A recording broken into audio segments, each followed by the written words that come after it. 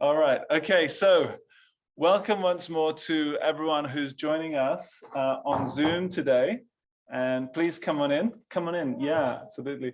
So this is a hybrid session. So we're all kind of still trying to get familiar with how we do this. I think many of us have spent the last 2 years or 18 months only on Zoom calls. And it's been quite refreshing today to be able to have some of our friends and colleagues in the room with us for the first time for at least 18 months. But we know that there are many, many others who are not here and are not able to attend this COP. And one of the things that as Action for Sustainable Development, together with Civicus, GCAP, CAN, many other networks and organizations, we've been raising the challenges around civil society inclusion at the COP. And we have a campaign running at the moment, Faces from the Front Lines, which features a number of those who are not able to come, who've been blocked either because of lack of access to vaccines, visa restrictions, or indeed direct detentions by police and withholding of their documents. So it's in that backdrop that we have been having these conversations. And some of you who are on the call, I think, will have joined us earlier today for the first part of the conversation. This is now the second part, and we know that there will be different people coming in and out at different times.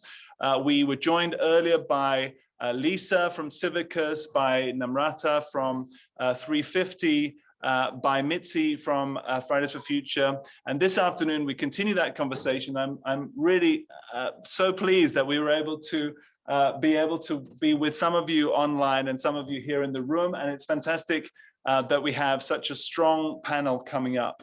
We also were discussing this morning, and hopefully the panel now this afternoon pick this up, how we as civil society, as activists, as community-based networks can actually think differently about our own organizing and how we can connect better between the climate and social justice movements. And that's been something that's been very consciously thought about. We've also been working closely with our Danish colleagues. So I'd like to just mention Global Focus, the Danish network that's been looking at unmuting the UN for civil society. How do we bring civil society voices into the UN? We've been working together during the UN General Assembly, during the various key meetings, and we'll continue to do that over the next 2 weeks here at the COP.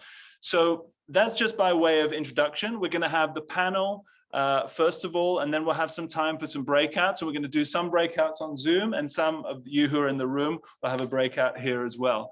So we have a really strong panel, and we'll probably still have one more to join us who's on his way over from the blue zone right now, and that's Adrian from Jamaica. But first of all, I'd like to start with Disha Ravi, who many of you will know from Fridays for Future in India. We had hoped, Disha, to have you here with us, and we know that there have been big challenges in terms of being able to travel, and indeed the way that the government of India has been operating. And we would love to give you the floor to share some of your stories and some of your perspectives on how we can get better at working together across the movement. We do have a banner with your name and face on it that we're going to be carrying in the march on Saturday, and it's actually up here on the wall behind the camera. So we'll come right. I saw that. You guys had posted it on Twitter, and I saw it, and I was like, oh. So Disha, over to you, please. Go ahead. Thank you so much, Ollie. And I feel like I'm there because my face is in the room. And it's so nice. And thank you for having me. And I know we did a lot for me to be there, especially all of you. And I really, really appreciate that. But I'm glad I can join here as well. And I think, honestly, I'd like to start off with what India said at COP, because yesterday we had our Prime Minister at COP, who made a lot of promises at COP. And while it was actually applauded by critics and non-critics alike, it is very inconsistent, and I'd like to actually dive into that. India made very, very ambitious promises, except net zero that we promised we'll attain by 2070. And we also promised 50% renewable energy by 2030. I don't even want to go into the net zero conversation because I just don't think net zero is worth it at all. I wouldn't care if they promised it by 2050, because I think net zero is a good galvanizing tool, but it doesn't achieve much. and is largely doesn't attain anything at all. I know we put across a request of $1 trillion from developed countries to help with climate financing, but there is no plan of action. We have amazing, sorry, it's festival season here, so they're going to be bursting a lot of crackers, which again is one of the reasons India has issues, but yeah. So one of the, like I was saying, none of the targets that India has promised are attainable because of how inconsistent they are. Because in COP and international land, India always promises very ambitious targets. And this isn't the first time we've done it. We've been doing this in the past as well. But back home, even today, just today, like not even 24 hours after our Prime Minister gave his speech at COP, they decided to dilute the coastal policy rules, which puts constructions and deep sea mining and expansions of road and reclaiming land of near the oceans very probable and very dangerous, because this has been the issue in Mumbai, which is one of our cities, and it's been causing a lot of flooding because of reclaimed land. So essentially, it is a lot of just flowery words that are nowhere close to real actions. And we have been diluting environmental laws, and other ministries, not just the environmental ministry, are on a spree to ease business at the cost of doing environment. So until I see like action plans that are actually being executed or even drawn up and money allocated to it, I'm not going to be convinced. And I'm not going to praise them for writing a good speech, because currently our policies are so far away from attaining that. And for us to be able to attain these ambitious targets, we have to put the climate and the environment at the heart of every single policy we do, every single target we do. And that's not where we are at. So how are we going to achieve all of this? It is obviously concerning, because this is what other countries are doing as well. And talking about just how we're treating environmental activists in my country, it is scary for me personally and for other activists, because dissent in India is criminalized to a very large extent. And I've known this firsthand because I was arrested earlier this year, and I'm still one of the lucky ones, because I got bail in 10 days, and that's considered soon. But the truth is, people aren't free even after bail, because you get bail because of the presumption of innocence. But in India, that's not how it works in reality. In India, you are guilty until proven innocent. And even then, the FIR or a case registered against you is like a scarlet letter that goes on with you. And I tried to get a passport and according to come to COP, because actually I was supposed to be there. And I wasn't able to come because first, my bail conditions didn't allow me to leave the country, but I could have filed for an exception, but we didn't even get to that stage because rules stated that I'm allowed a passport, but I didn't get the passport even after 2 months of rigorous following up, of following all due process, following process that wasn't even necessary for me to follow. And it took 60 days, 2 court hearings, 2 police visits, 2 visits to the passport office, and I still didn't get my passport. And the police actually came up with a very feeble excuse to withhold my passport, saying that I never told them that I have a case pending, while the whole reason they made me go through the court proceedings to get the required documents for the passport was because I had a court proceeding. And even now, I still don't have it, and I still have to file for more court proceedings to get it. And I don't know how long it will take. And this is just how it is to be an activist in my country. We are being punished for thought crimes, for having a different opinion than that is of the current ruling party. And it's ironic, but I'm one of the lucky ones. And this isn't even the bare minimum, because indigenous people and who are called Adivasis here, and Dalits and other marginalized communities are being punished for just existing.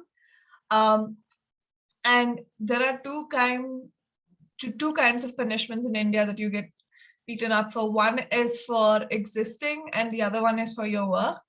I kind of fall in both of them, but a lot of people purely fall in the first category of existing. And a lot of Adivasis in India actually consider going to jail the luckier option or the more fortunate option, because at least they're not being killed. And that is the reality here. And the reality is that because it's the state doing the killing, there's no coverage over it. You can't record it. It can't be in official reports because it is swept under the rug, because it is hidden. So all you hear are stories from one corner that never actually makes it to mainstream media, that never even makes it to digital media, because digital news outlets are scared of covering it because of what consequences they will face. So unless you hear stories from people on the ground because you work with them, it never really surfaces because of how dangerous it is. And that is how activism is in this country. So I think it is important to highlight that social justice is indeed tied very closely to climate justice, because those who are on the front line of the climate crisis aren't just experiencing the climate calamities, they're also facing state repression. Global Witness came out with a report about environmental defenders being killed across the world. And even those reports mentioned countries in the global south. There was Latin America, it was Philippines, it was India, and it was other Asian countries or African countries. So we have to deal with both of it. And it is hard to be a climate activist. Just doing your basic, sending an email, you have to be careful about what you say on your email, because it could just end up becoming a factual evidence in your court case and can be twisted against you. And that is how we lead our lives every single day. And honestly, we're too young to be facing this. I was too young to go to jail. I was 22 when it happened. And there have been 19 years old who've been picked up, who've been in jail longer than I have. And no one deserves this. And I can't believe that the Prime Minister of my country has the audacity to go and make false promises internationally, when at home he's prosecuting activists. And he didn't mention one word about coal, because he loves coal and we've been expanding coal mines. And it's at the end of the day just flowery conversations and promises with no concrete solutions or action taken on those promises. So I am very concerned for what India will do, but we are waiting for the NDCs to come out, but we plan on holding them accountable for their actions, and we plan on demanding for climate justice that is equitable and prioritizes those on the front line of the climate crisis. We also want to make sure that we will not forget the people who have been punished for raising their voice against people in power, and we will ensure that they get justice above all else. Thank you for having me, Ollie. Thank you, Disha.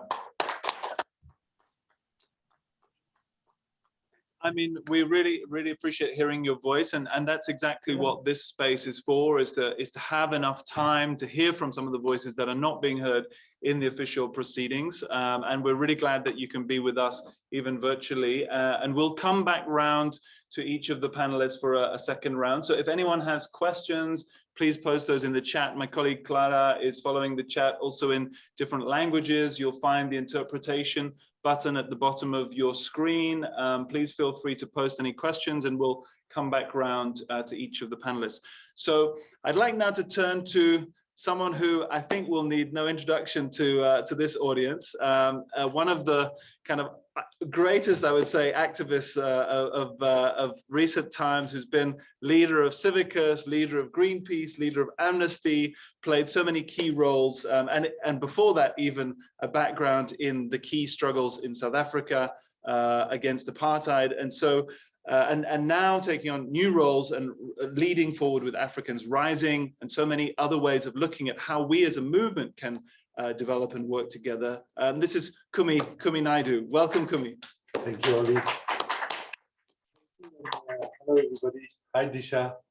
Good to see you again. So nice to see you again. Hello. So, Oli, thank you for that very generous introduction. There's another way you could have introduced me. You could have said, this guy's been around for more than 40 years. He's been banging on poverty, inequality, climate, environmental sustainability, and he's been completely crap at it, because look at what the state of the world is at the moment, which is, I think, my starting point. And that is to say that, you know, at one level, I'm more nervous these days speaking to anybody, because I'm kind of partly reminded of an incident in the United States when speaking to a group of folks and trying to show how we are facing a convergence of crises, you know. Sorry to interrupt, Kumi. Do you have a microphone pinned to you? We can bring it a bit closer. Because as Kumi is moving around, I'm losing some of what he's saying. Okay, sorry about that. Is this any Hi. better? Is Yeah, this any thank better, you. Farah? That's wonderful. Thank you. Okay. Clear. So, you know, I was just talking about the convergence of crises, that we're reaching a boiling point, deepening inequality, forests are disappearing, oceans are being destroyed, etc. And when it came to the Q&A time, a very concerned delegate put up a hand and said, Mr. Naidoo, have you heard of Martin Luther King? And I said, yes, he inspired me and many young people in my country when we were fighting apartheid. And then she said, do you know what his most famous speech was called? Thinking it was a trick question, I answered very softly. I said, I have a dream. And she shouted back at me and said, yes, it was I have a dream, but when I hear you speak, it sounds like you have a bloody nightmare. Everything is collapsing and so on. So therein lies one of the challenges of leadership at this current moment. How do we find the right balance of speaking truth to power, not sanitizing the fact that humanity is in its deepest crisis that we've ever been, that in fact, the 10 years that we find ourselves, the 10 years ahead of us, we can safely say is the most consequential decade in humanity's history. What we succeed in doing in the next 10 years will determine what kind of future we'll have, or whether, in fact, we will have a future at all. And that's what the stakes are. And so then if we look at the world and we see what extreme weather events and what the science is saying on the one hand, and what the politics and the economics is saying on the other side, we've got a massive, massive gap. So our starting point is, if I might be allowed to use a sentence from Afrikaans, from my country, but I think you won't need introduction, need a translation. To put it in a nutshell, ons is deep, deep, deep in the kak. Okay, I don't think you need too much translation for that. And so to understand the climate crisis, we should not make the mistake that we've always made, which is we ignored what the feminist movement taught us decades ago when they taught us about the power of intersectionality. Right? The reason we have a climate crisis is because we have a brutal, unequal, and broken economic system. Right? We have a broken energy system that flows from that economic system, a food system, a transport system, and so on. So let's be very clear. The situation we find ourselves in right now, to build back better and for the recovery and so on, has to be one that is not rearranging the deck chairs on the Titanic while humanity sinks. It's not about baby incremental steps in the right direction. It has to be about fundamental structural and systemic change.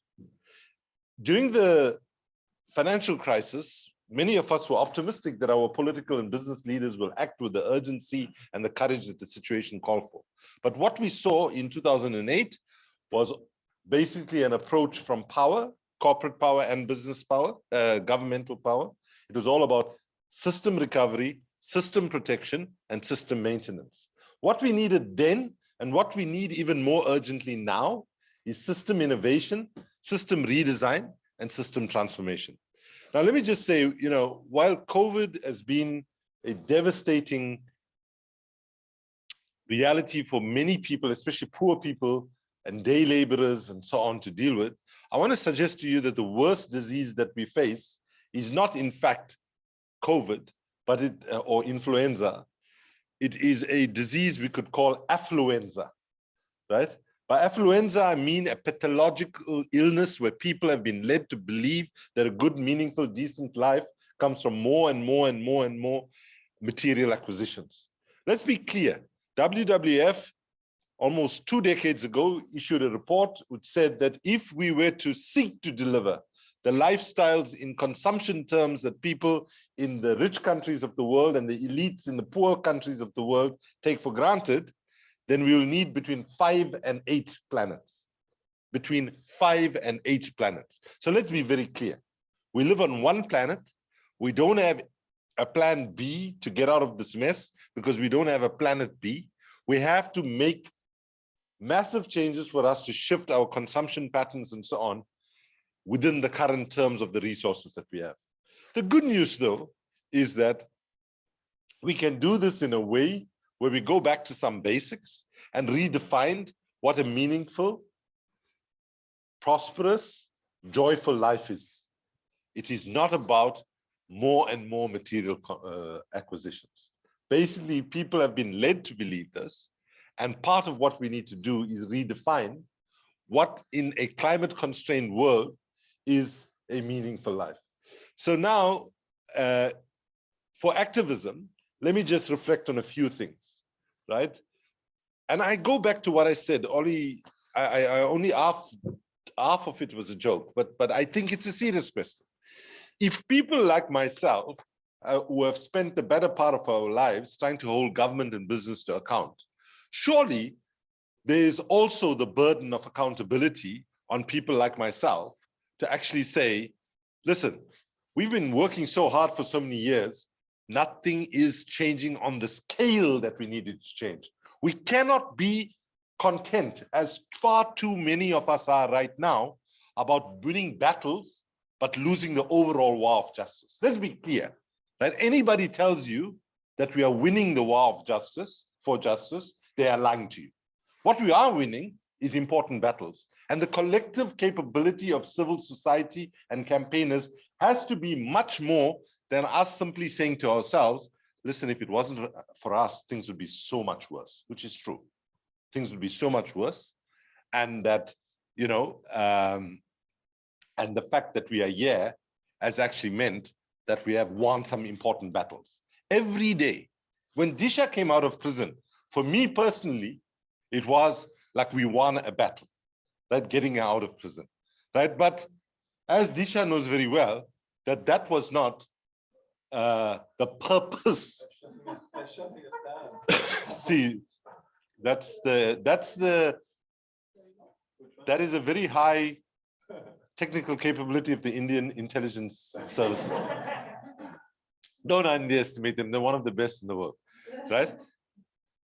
Is it? Do you want me to stop or do you want me? And that too trained by the Israelis. There we go. It's back on. Okay, great. So you know, I mean, maybe at that moment for Disha, it might have felt like, oh my God, I've won the whole struggle getting out of prison. But as she reflects on it, obviously she should not have been in prison in the first place, right? And then and let me then transition to my second point. The second mistake that we make in activism is thinking that the biggest challenge that we face is the repressive state apparatus, by which I mean army, police, use of formal laws, and so on. Let's be clear, they are overwhelmingly powerful. Overwhelmingly powerful. They shape and constrain the space for public life and for political activism and so on, right? But actually, the more insidious and more powerful form of control is not the ideological state apparatus. It is what has been called before the, sorry, did I say, not the repressive state apparatus, but is in fact the ideological state apparatus, by which I mean framework for education, framework for religion, social norms and customs, and most critically and most importantly, the framework for communications and media, right? Donald Trump, and by the way, even George Bush before him, right? We forget how bad we thought internationally that George Bush was I mean, we thought it was a disaster that out the American political system could give us a George Bush. And then suddenly when Donald Trump got elected, we said, oh, please give us George Bush back. He's much less obnoxious than what we ended up with. But understand that what they understood better than campaigners, and listen, I am not afraid to say that there are people on the other side that are better at certain things than we are. If we don't have the humility to see what skills they have and where we are screwing up, we are being myopic, we are not serving the cause, we are not being as honest as we need to be. And so let me just say that if we ignore the fact that the biggest part of struggle is about being able to communicate the messages of justice to ordinary people. There are far too many people who should be in the center of the struggle, but I have been relegated to be spectators in a game that they should be central players because of literacy, because of us. Right? Let me just say, also because of us as activists. Why? We talk a language that is gobbledygook. Maybe you don't understand that. I only learned this thing a couple of years ago, but it sounds like a good word to use, which means people don't understand what we say. I mean, you know, you will find, if you go and look at some of the speeches we're all going to give here in the next couple of days, the conversation, we're going to be talking about parts per million, you know, degrees, fossil fuels. Fossil fuels. I guarantee you, we go and talk to people in the streets of Glasgow and say, what is fossil fuels? What percentage of people you think in Glasgow will know exactly what we mean by fossil fuels? So what I'm saying is, activism is not about talking to ourselves and amongst ourselves, showing each other how politically correct we are and how radical we are and so on, right? Activism cannot be simply the task of consolidating and mobilizing the people that already agree with us. It has to be our difficult task of winning over the people that are not with us at the moment. So I'm going to say something that you're going to hate me for saying now, right? I will give you a warning. A good activist in this current moment must develop the capability to love the people that voted for Brexit, to love the people that voted for Trump, that love the people that voted for Bolsonaro, to love the people that voted for Modi. Unless we can understand that they are our people too, who have been misled and have been misinformed and been manipulated by a vicious ideological state apparatus, we are deluding ourselves. You cannot in the United States wipe out 40% of the population of that country and think we're gonna win. So activism has to be about reaching out to the people that are not with us yet, not simply getting comfortable with only talking most of the time to the people that agree with us, right? And we get more and more convinced about the justness of our cause because everybody we meet. So I'm not going to ask you to put up your hands. But if you are anything like me, and I'm being self-critical, everything I'm saying here is self-criticism, right? If you're anything like me, you're probably talking mainly to people who agree with you already, right? And I ask you to think whether that is activism, right? If we don't have the courage and the capability and the strength emotionally to go and talk to people who disagree with us, to try to build a bridge from where they are so that they can walk over to where we are, then I believe we are not fulfilling the full promise of activism. Then the other mistake we make, and now I'm going to say, might upset people from the US when I say this, I think Steve Bannon is brilliant. Right? There we go. Right? I know it's shocking. Not American. I do work for American. Okay, so let me tell you why obnoxious and fascist as Steve Bannon is, right? One of the things they understand better than us as campaigners understand is that culture drives politics and society, not politics drives society and culture, right? And if you look at those of us who come from civil society backgrounds, we have, you know, almost an ultra secularist approach to our work, right? And what the Trump campaign, for example, did was looked at the different cultural impulses in the United States population, broke them down into subcultures, and then came up with very micro targeting to actually go after these folks. I'm not saying that we need to behave like that, because that is very much a divide and rule, us versus them, belonging and othering strategy, right? Because that's the way that you look at Bolsonaro, you look at Modi, you look at Orban in Hungary, you look at Trump, you look at even the conservatives here in Boris Johnson. All of the way they have won, they all came to power without the majority of people voting for them in their countries, right? But they've worked out the political system and they said, we can capture power by just getting, and the irony of Trump is, if you look at that strategy, people went after, say, people who hated LGBTIQ community, and they honed that down. So even though those very people didn't agree with Trump on a whole range of other things, he spoke to that agenda so much to them, they said, well, fuck all the other things. If he agrees with that, we're going to go after it. Sorry, that was just a slip of the tongue, right?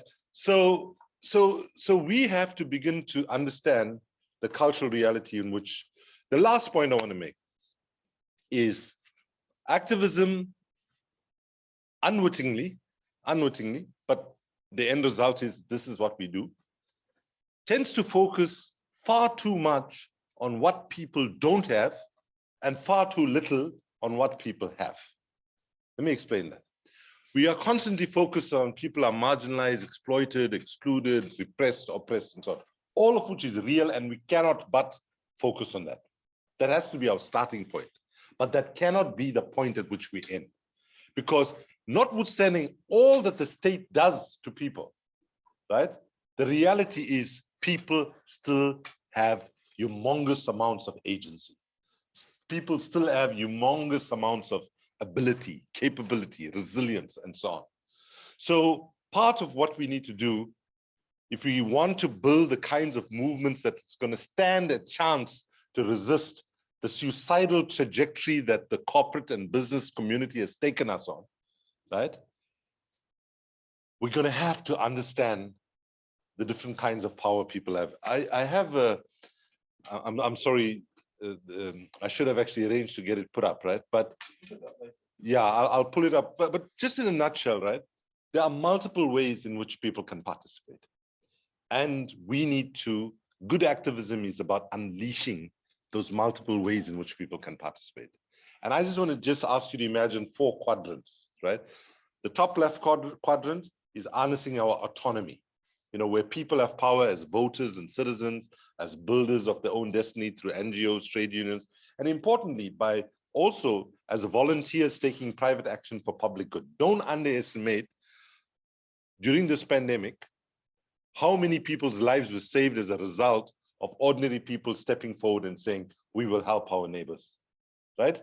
That was an expression of solidarity, and I would go so far as saying that was also an expression of meaningful citizenship, right?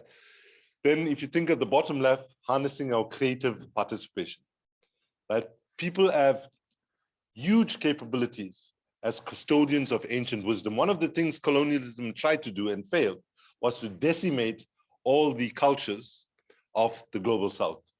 And notwithstanding the power of that decimation and the genocides and so on that followed, it's amazing to me that much of that culture has never been completely extinguished. And during this moment of climate crisis, we need to be looking at some of the wisdoms that colonialism sought to destroy. I guarantee you, if all of us in this room were the last people left on the planet, climate change happens in the worst case scenario, right? Just imagine this. It happens in the worst case scenario, and we are the last people left living, right? And let's say the youngest amongst us, I'm going to take a chance here. Okay, I'll go with the youngest amongst us, these two. Okay, then you must be dyeing your hair really well. Okay, so I was actually going for him, but anyway. Okay, so he says to us, listen, before we all kick it, it's coming for us as well, everybody else has died. Let's write an history of humanity, right?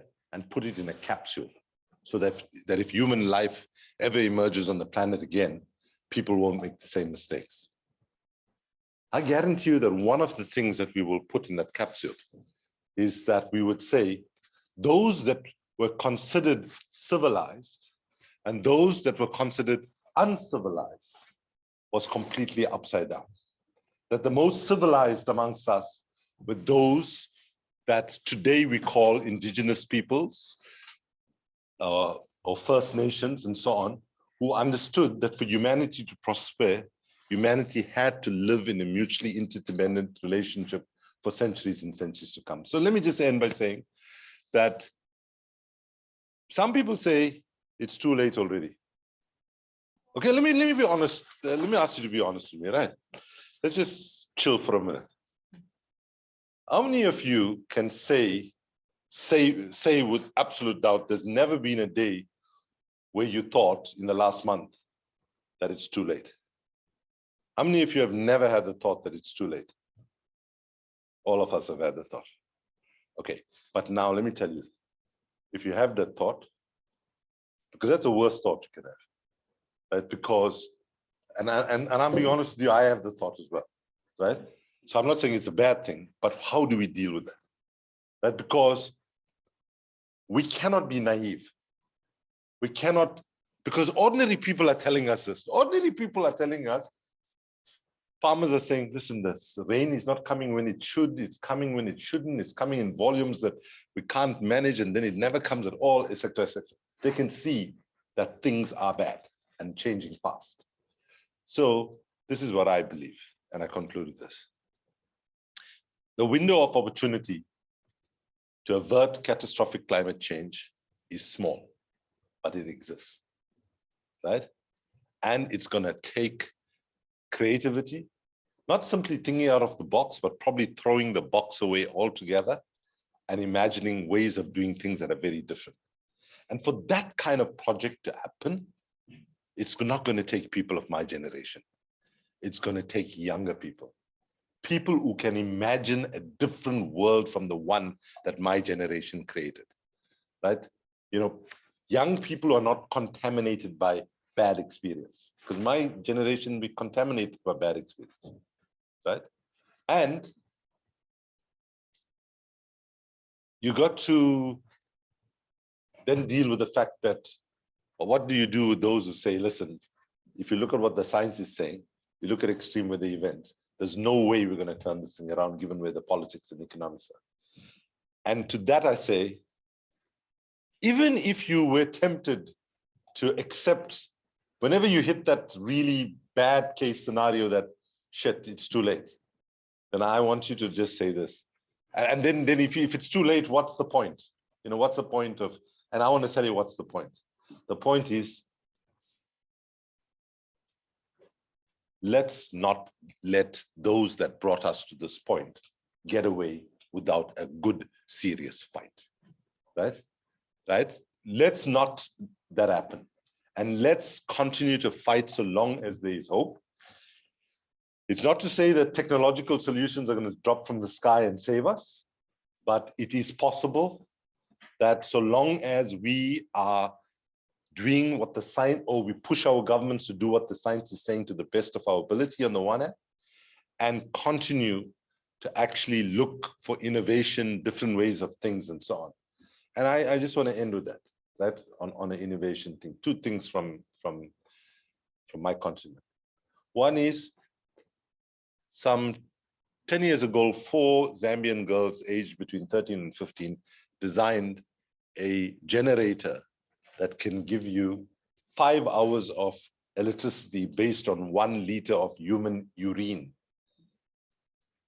sometimes called piss. Okay.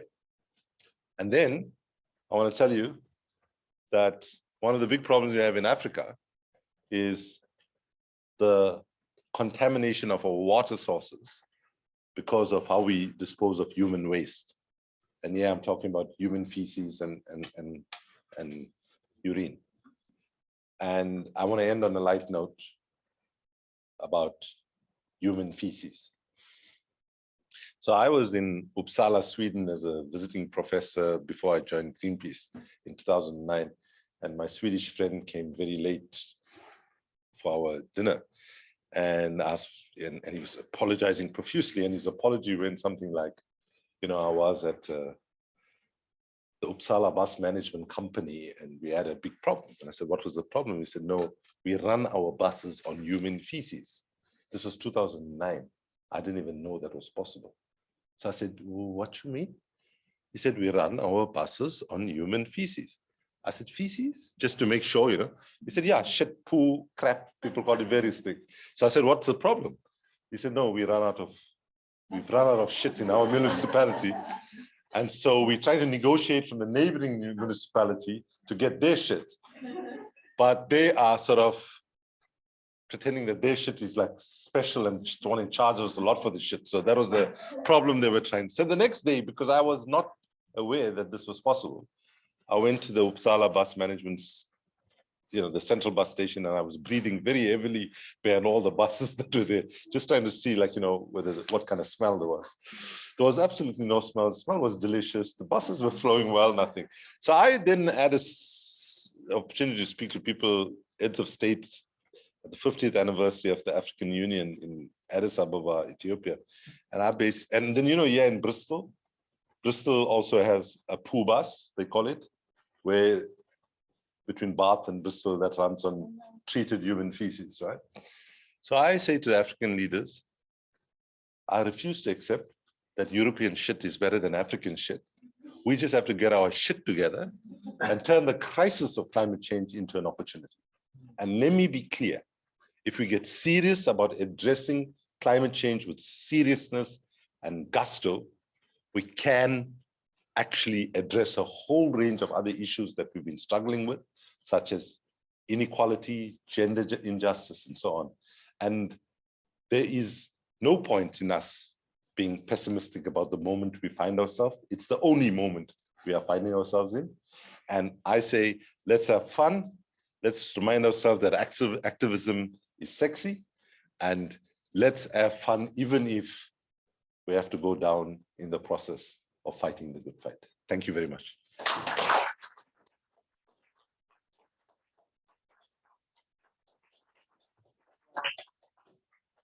So much, Kumi, and thank you for having the time to really probe into so many different issues and bringing together both the challenges, but then ending with hope for the future and how we can work together. I think you've really taken us on a great journey, and if we can get your slide later, we can show that and we can circulate it to everyone who registered for the session. So I think your analysis of how civil society needs to rethink and rework for this current age is so essential. So thank you for joining us and having the time.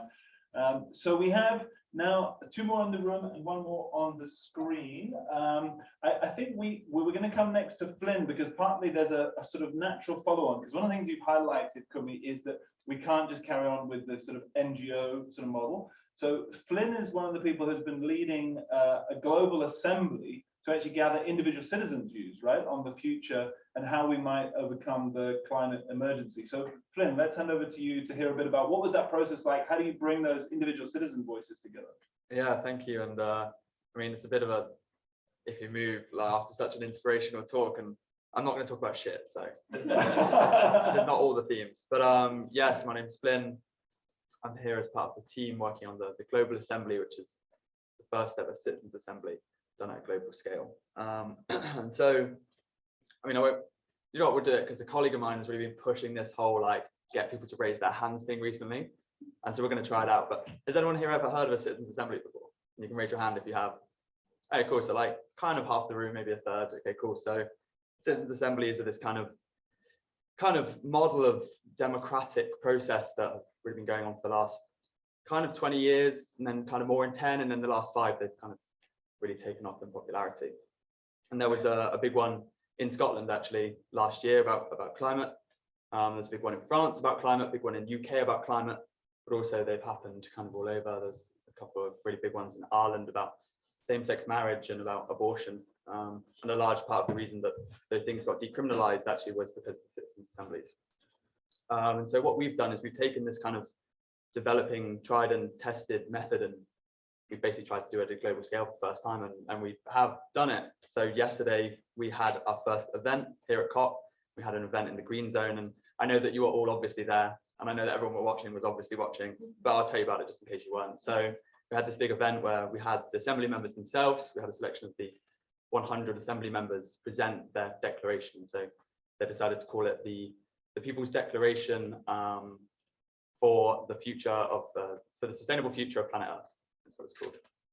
And essentially what this means is over the last few weeks, we've had 100 people in 100 different locations around the world going on a learning journey kind of about the climate and ecological crisis, and then having these deep deliberations, and then they've put together this declaration, and they're now observing COP. Some of them might actually be watching this very event on Zoom right now.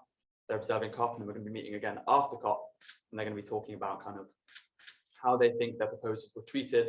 Did the things that came out of the World Leaders Summit kind of match up to what they think needs to happen to kind of tackle the climate and ecological crisis? And generally kind of it acts as a learning process, but also they're going to be kind of talking about COP and then talking about the Global Assembly process and kind of talking about everything we've done, really.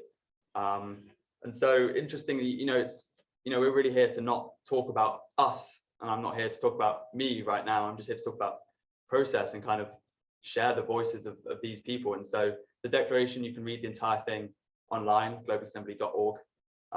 It's pretty short, and then we're going to be releasing a much more detailed report coming out in March. But kind of for some headlines about what these kind of people think. So essentially how it's worked is we have 100 people who are proportionally representative of the world's population based on gender, age, education level, geography, and attitude towards climate. This happened through a process called sortition, which is like civic lottery, basically, but it's kind of multi-leveled and a bit more kind of specifically designed in order to create this proportionally representative sample. This means it's people from all ages, all levels of literacy. Most of the people in the assembly don't speak English, and so what we've done is we've designed this entire system where each participant is accompanied by what we call a community host. And so what this means is we're working with community organizations at these 100 locations to directly support their participants. So this means they give them an internet connection, a device, they translate between English, which is what many of the speakers and kind of the information materials were originally designed in, and the language of the participant. And so this means probably really first time on this scale, and especially first time on this scale online, we have this really large scale multilingual deliberation, which was a whole thing to design, but we've done it, and it's just been an amazing process. I know for everyone who's been working on it, amazing process for everyone who's been watching it, and I hope it's been an amazing process for the assembly members themselves, and that's what we've been hearing.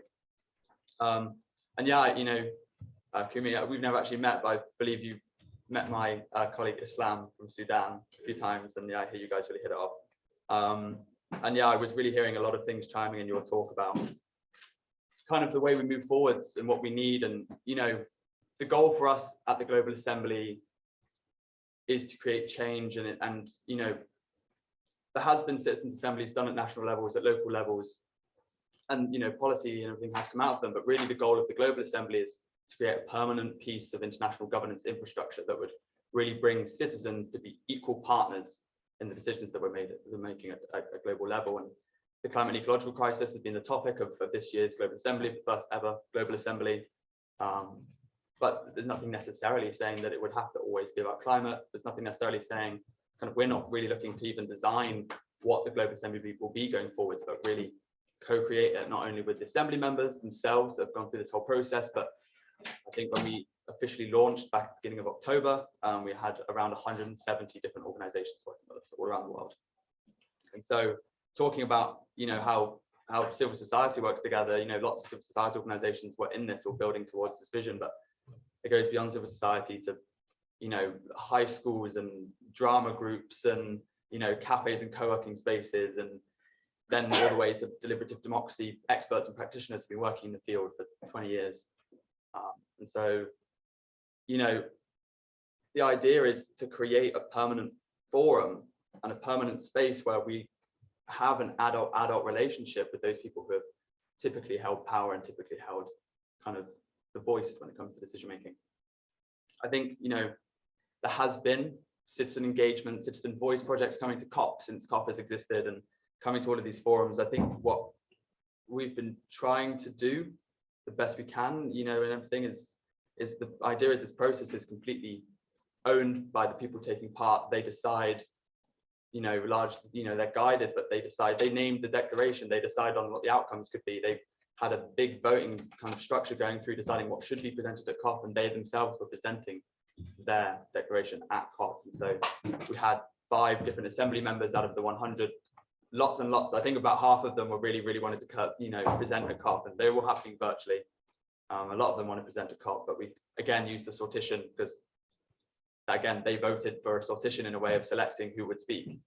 And so we had 5 different assembly members come. We had a man from Thailand, a woman from China, a woman from Germany, and a woman from India, and a man from DRC, but his internet connection actually, ironically, somewhat was falling in and out. I don't think he was with his community host at the time. And it's amazing, even the stories that they were telling about the experience that they've had going through this assembly.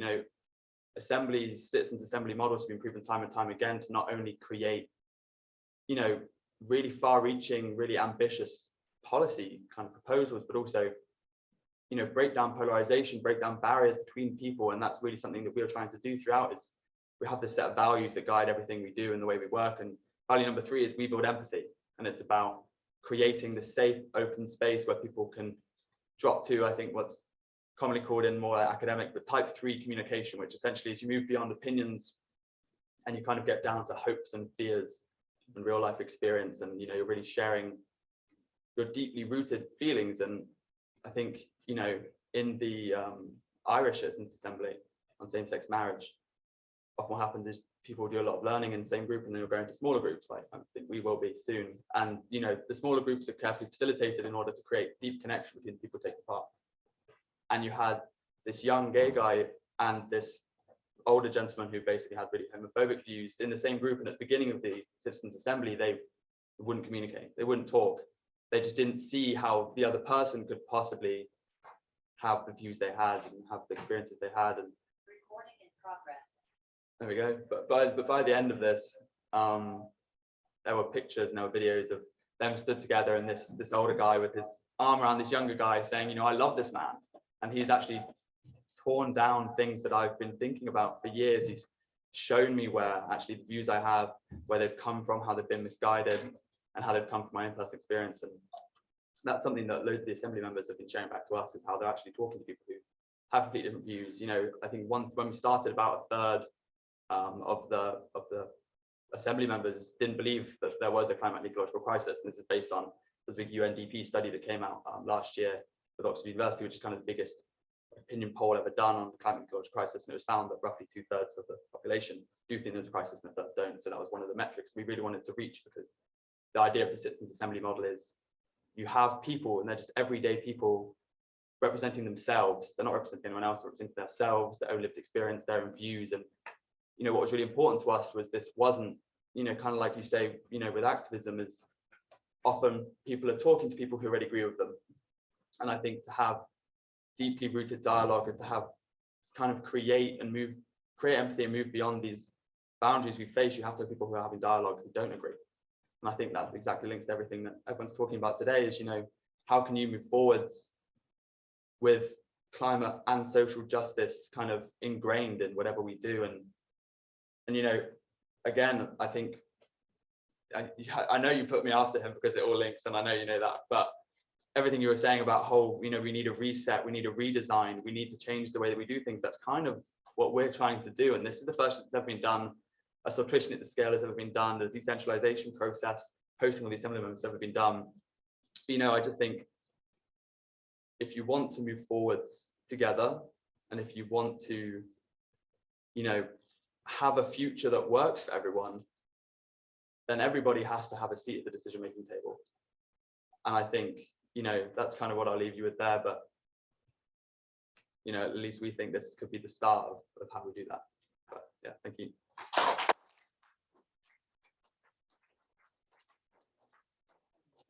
Flynn, and it's great to hear that there is that model out there, and that people are testing out different ways. And I guess the fact that we're now able to do so much more virtually this way, we can hear those voices directly, and increasingly people are aware of the need to have those direct connections. And I think coming back to Kumi's point, well, how do we actually get this conversation between people who might not otherwise talk to each other? So on that note, I'd actually like to go back to the screen if we can, before we go to the breakouts. We have Farah with us from ActionAid in Bangladesh. And Farah has a huge experience of so many years in terms of social justice and direct engagement in terms of frontline communities. Farah, would you be able to share some insights from your point of view of how we bridge these different communities, different divides that we see in society? Ollie, I think I got a bit of your question, but the microphone or it didn't come through. But thank you for inviting me, and it was so interesting to listen to Disha, and of course Kumi is Kumi. So it goes without saying. When you ask me about exciting pieces or our work, I mean, if you look at how our government and our prime minister is making statements, the civil society and all of us now can go back home. They've cut down 10 coal projects. She's talking about women, unpaid care work. So it feels like, wow, all these years of activism and they've got it, they're saying the things that we wanted or have been asking for. But we are all very clear that it's all on the surface. Because when we talk about climate change and social justice, and any reference to social justice, it has to be about gender justice, equity, and we will never achieve that, remove inequality. And we are now talking about inequality and instability. But if you speak to the decision makers or any leaders in any institution, whether at national or global, for them, it all still comes from the economic perspective. And because the economic systems are being affected, and then the pandemic and the corona, how it halted a lot of action in the markets and the transactions and trade. So there was a bit of a shaking up there. But if you really study the mindset, and Kumi was referring to some of the global leaders, you would have noticed they were all men, whether it's Modi, Trump, all men, all in decision making, and therefore upholding. I'm not saying that men can't have feminist values or understand the feminist principles, but these global leaders are very, very strong supporters of patriarchy and their mindset. And that is translated in any systems, any institutions that we try to work with. When we talk about systems change,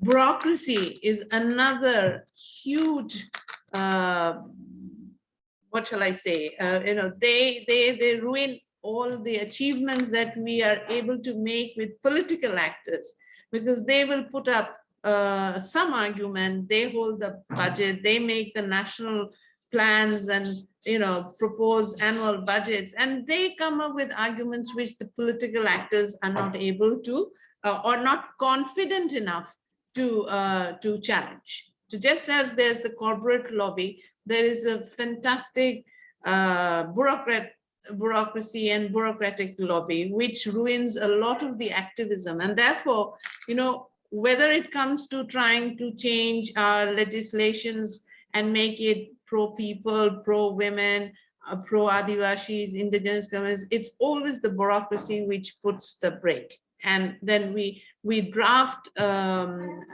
legislations, we draft policies, we spend hours and days into it, and it's almost going to get realized, and then suddenly you find that next morning it's changed. One para here, one para there, and it ruins what was, what had been our activism for that change. And I think this is an area where we all have to do a lot more activism. I mean, I'm from Bangladesh, and in the last 20 years, we have seen subsequent governments taking up climate-related action. When we asked for a fund, they set up a climate trust fund. When we asked for, a climate budget, we talked about climate-related projects, closing down the coal. Yes, it took time. These are incremental, but these are all happening, and it's reflected. But when the government provides the climate fund, It's all lost in systems and corruption. And it does not serve the intention for which we had been asking that such a fund be set up. It's not about innovation or alternative energy or about people and their indigenous knowledge being collected, held, and promoted. You know, it's the women, the communities have shown amazing adaptation action. They have done so much in such when you have floods every second, twice a year, thrice a year, and the weather and extreme weather patterns and cyclones and inundation. Despite all that, they have tried to find ways to save the seed, preserve the seed, find alternative agriculture, and so on. But this is not reaching the decision makers or at the global level because of how the bureaucracy frames it. So when we talk about action, national policy, or our activism, we are seeing incremental change, or we're seeing certain amount of change. But at the end of the day, it's the bureaucracy and the rightist thinking. Now, and what Kumi was saying, I want to make a reference to that we were at the university when the Islamic groups were picking up students and trying to engage with them. And we kept talking to the secular groups and saying, listen, check, watch what's happening. And they were so arrogant. They felt that their secular thinking or their understanding of, or their worldview was going to be stronger than what these groups were starting to do. And we lost 40 years in that process. While these religious, faith-based political parties and groups became so strong, and they have, exactly for the reasons that Kuma was saying, they could reach out and could understand and make sense to the common person there, to the group that practices religion. And they found also, you know, we've done a number of studies how women, often veil and parda is seen as being imposed by the men, but also women found a sense of power in it, because the middle class and the elites had foreign education, would talk about secularism, would look down on these women, and they suddenly, because of the veil, found a different kind of power. They could criticize us or the other women, other feminist groups, because they felt they were superior. So somehow the disconnect happened, and which is so sad, because when we want to change, when we want to work on social reform, we need to come together. And there are definitely huge issues where the gender justice, women's movement, climate movement can come together, but the disconnect happened. And even now, when I was looking at how our government delegation was prioritizing, they had a lot of consultation with the civil society, and the Prime Minister has come up with a 6-point agenda, picking up on all that we have been saying. But when you looked at the delegation and their prioritization, gender and climate justice did not feature. They have negotiators who will talk about climate finance. After years and years, now they've picked up loss and damage, but they do not have representatives who will be picking up on gender and climate justice or anything that is about equity in that sense. So it is really unfortunate. And I think, therefore, we have to come together across the world in our activism. And we need to be able to reach out to the younger minds and the younger generation. And I'm one of those who've always said that we are partially, my generation before me and us, we are partially responsible for not getting it right and messing it up, and also being very slow and very romantic that, you know, these transformations were going to happen. We weren't radical enough. Somehow the narrative out there, or our lifestyle, or the way the world was out there, we became slow, you know, and it was very convenient to get into our comfort zones. Even now, I think, we have to accept that the biggest addiction in the world is your mobile, is the technology. If there's an addiction that is cuts across everyone, so we have to use different technology, different methods for our activism. And we have to understand what really appeals to the younger people and what is their need. Because in terms of employment, education, opportunities, those problems remain. But it's different. The narrative or the definition of poverty now needs also to be changed. And if you come to countries like mine, people no longer die of hunger, but they will be suffering from restrictions which leads to self-censorship. You don't speak your mind. You don't know where and when to talk. Are you being politically correct? It's not just in terms of the state, it's also among families, among the communities that you are with. You have one group that is following the Wahhabi practices, and suddenly we find religion being redefined, the culture, the practices all changing from what I grew up with or the previous generations grew up with. So the money and the narrative that has come from the right has influenced these minds and has also influenced the machinery, the government machinery. So when we talk about taking up activism and bridging climate and social justice, we have to be very, very careful. The discourse or the climate justice issues are being picked up very superficially. It's not going deeper. It's not about really changing the structure, the system, and the inequalities that exist. So we'll have to do a lot more. Now, when it comes to working with the communities who are at the front line, who are suffering, they are finding the alternatives. They're dealing with adaptation. They're trying to change their life, but there's a limit to that. And we keep talking about resilience. There was a moment when we used to say, we want to build back better and we want them to come out of it. But if you look at the policies, if you look at the budget, if you look at the interventions, the investments, they're again not connected. SDG is on one level taken up by national governments.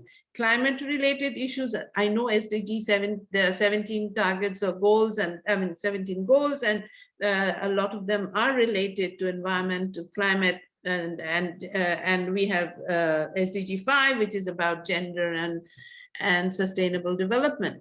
But when you review at national level, whether it's the plan, whether it's the actions that are being proposed, they still remain disconnected.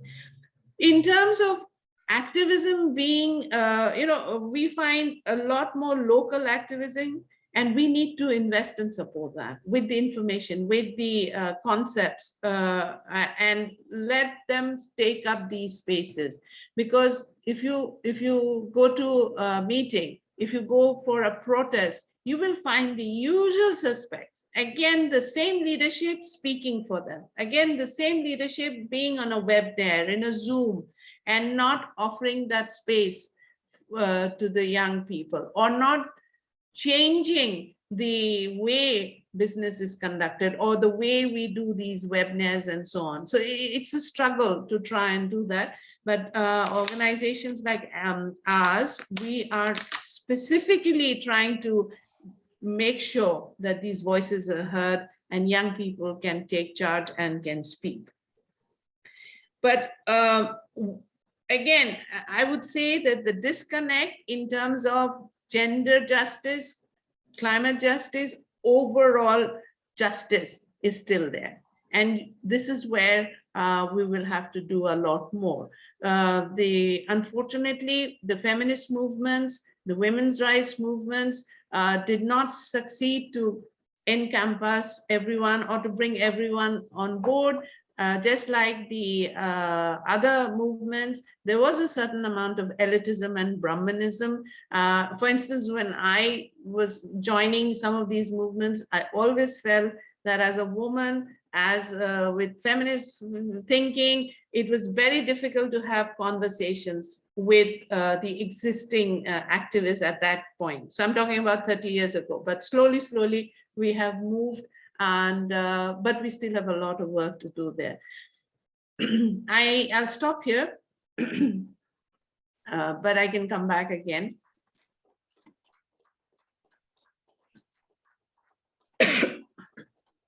Farah, thank you so much, and thank you for joining us. And I believe you'll be coming over to Glasgow next week. So is that right, or not this time? I'm not joining Glasgow as because I want to cut my emission, and because a lot of young people could not get visas, so I'm not going. Okay, absolutely.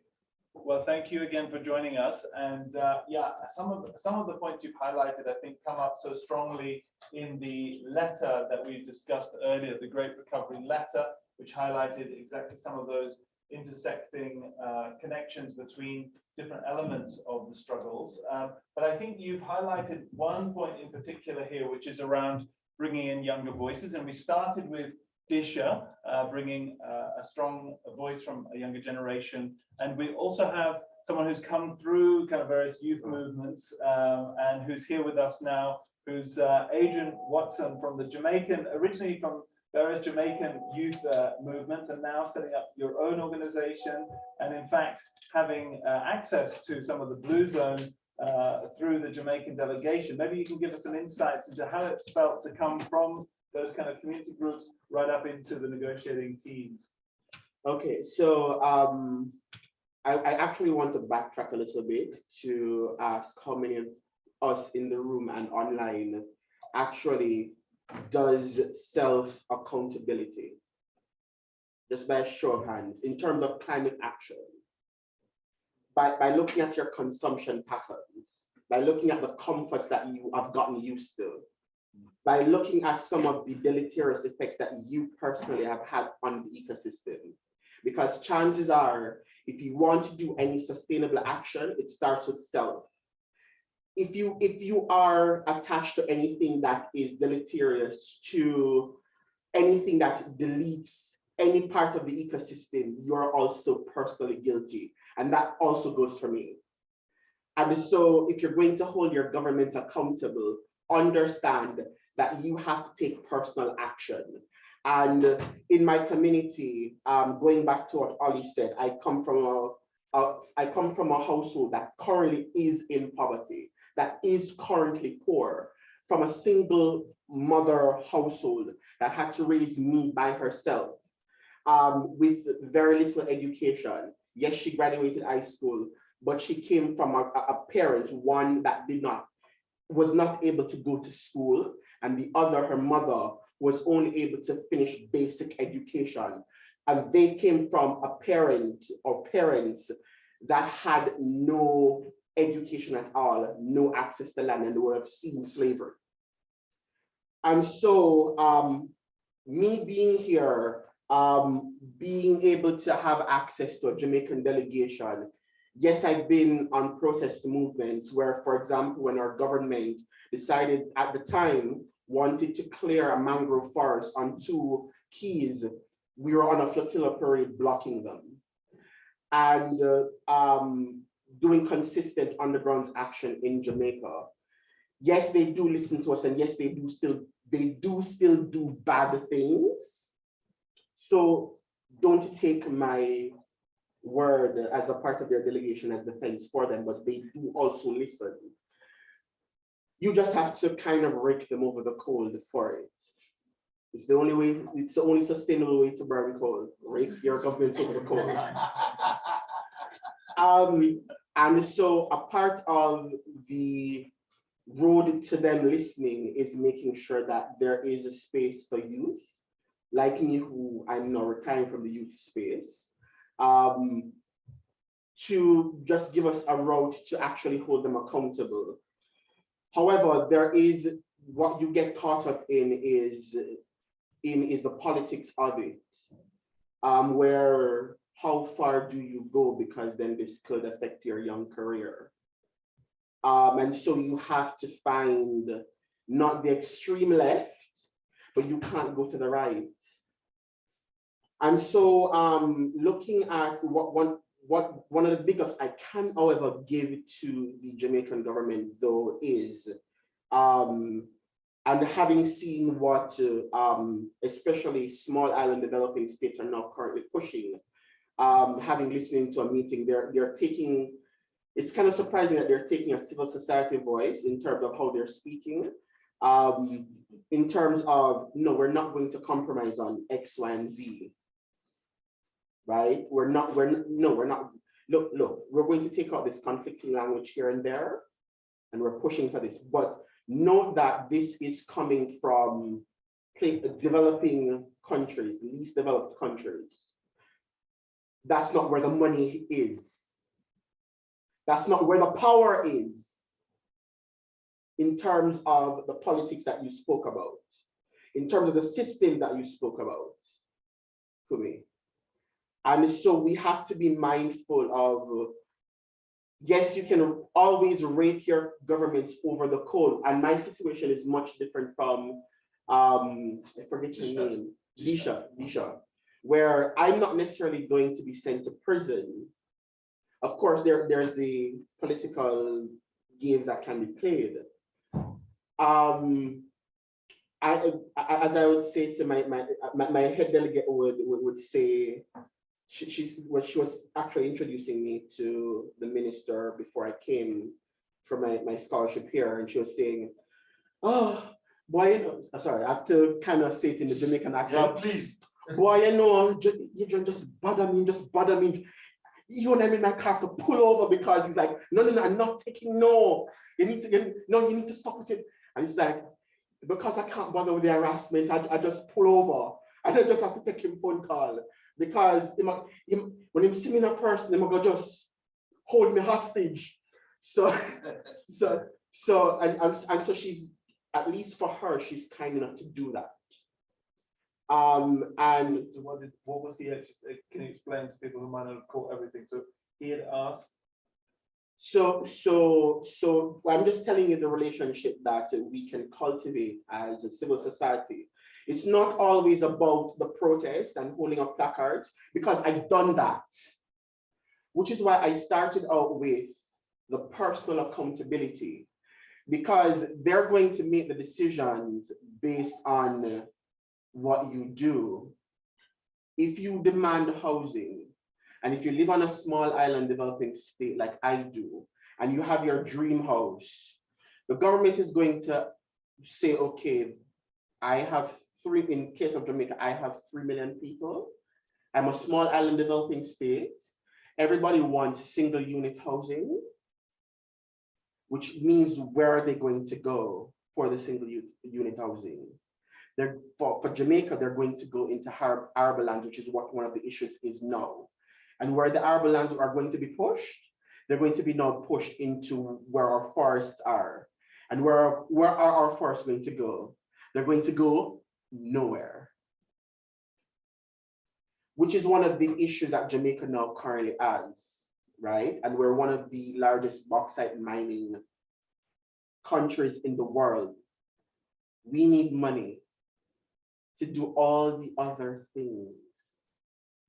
I was also tracking another campaign that is now trying to block the government from doing mining in the cockpit country, which is an ecologically sensitive area.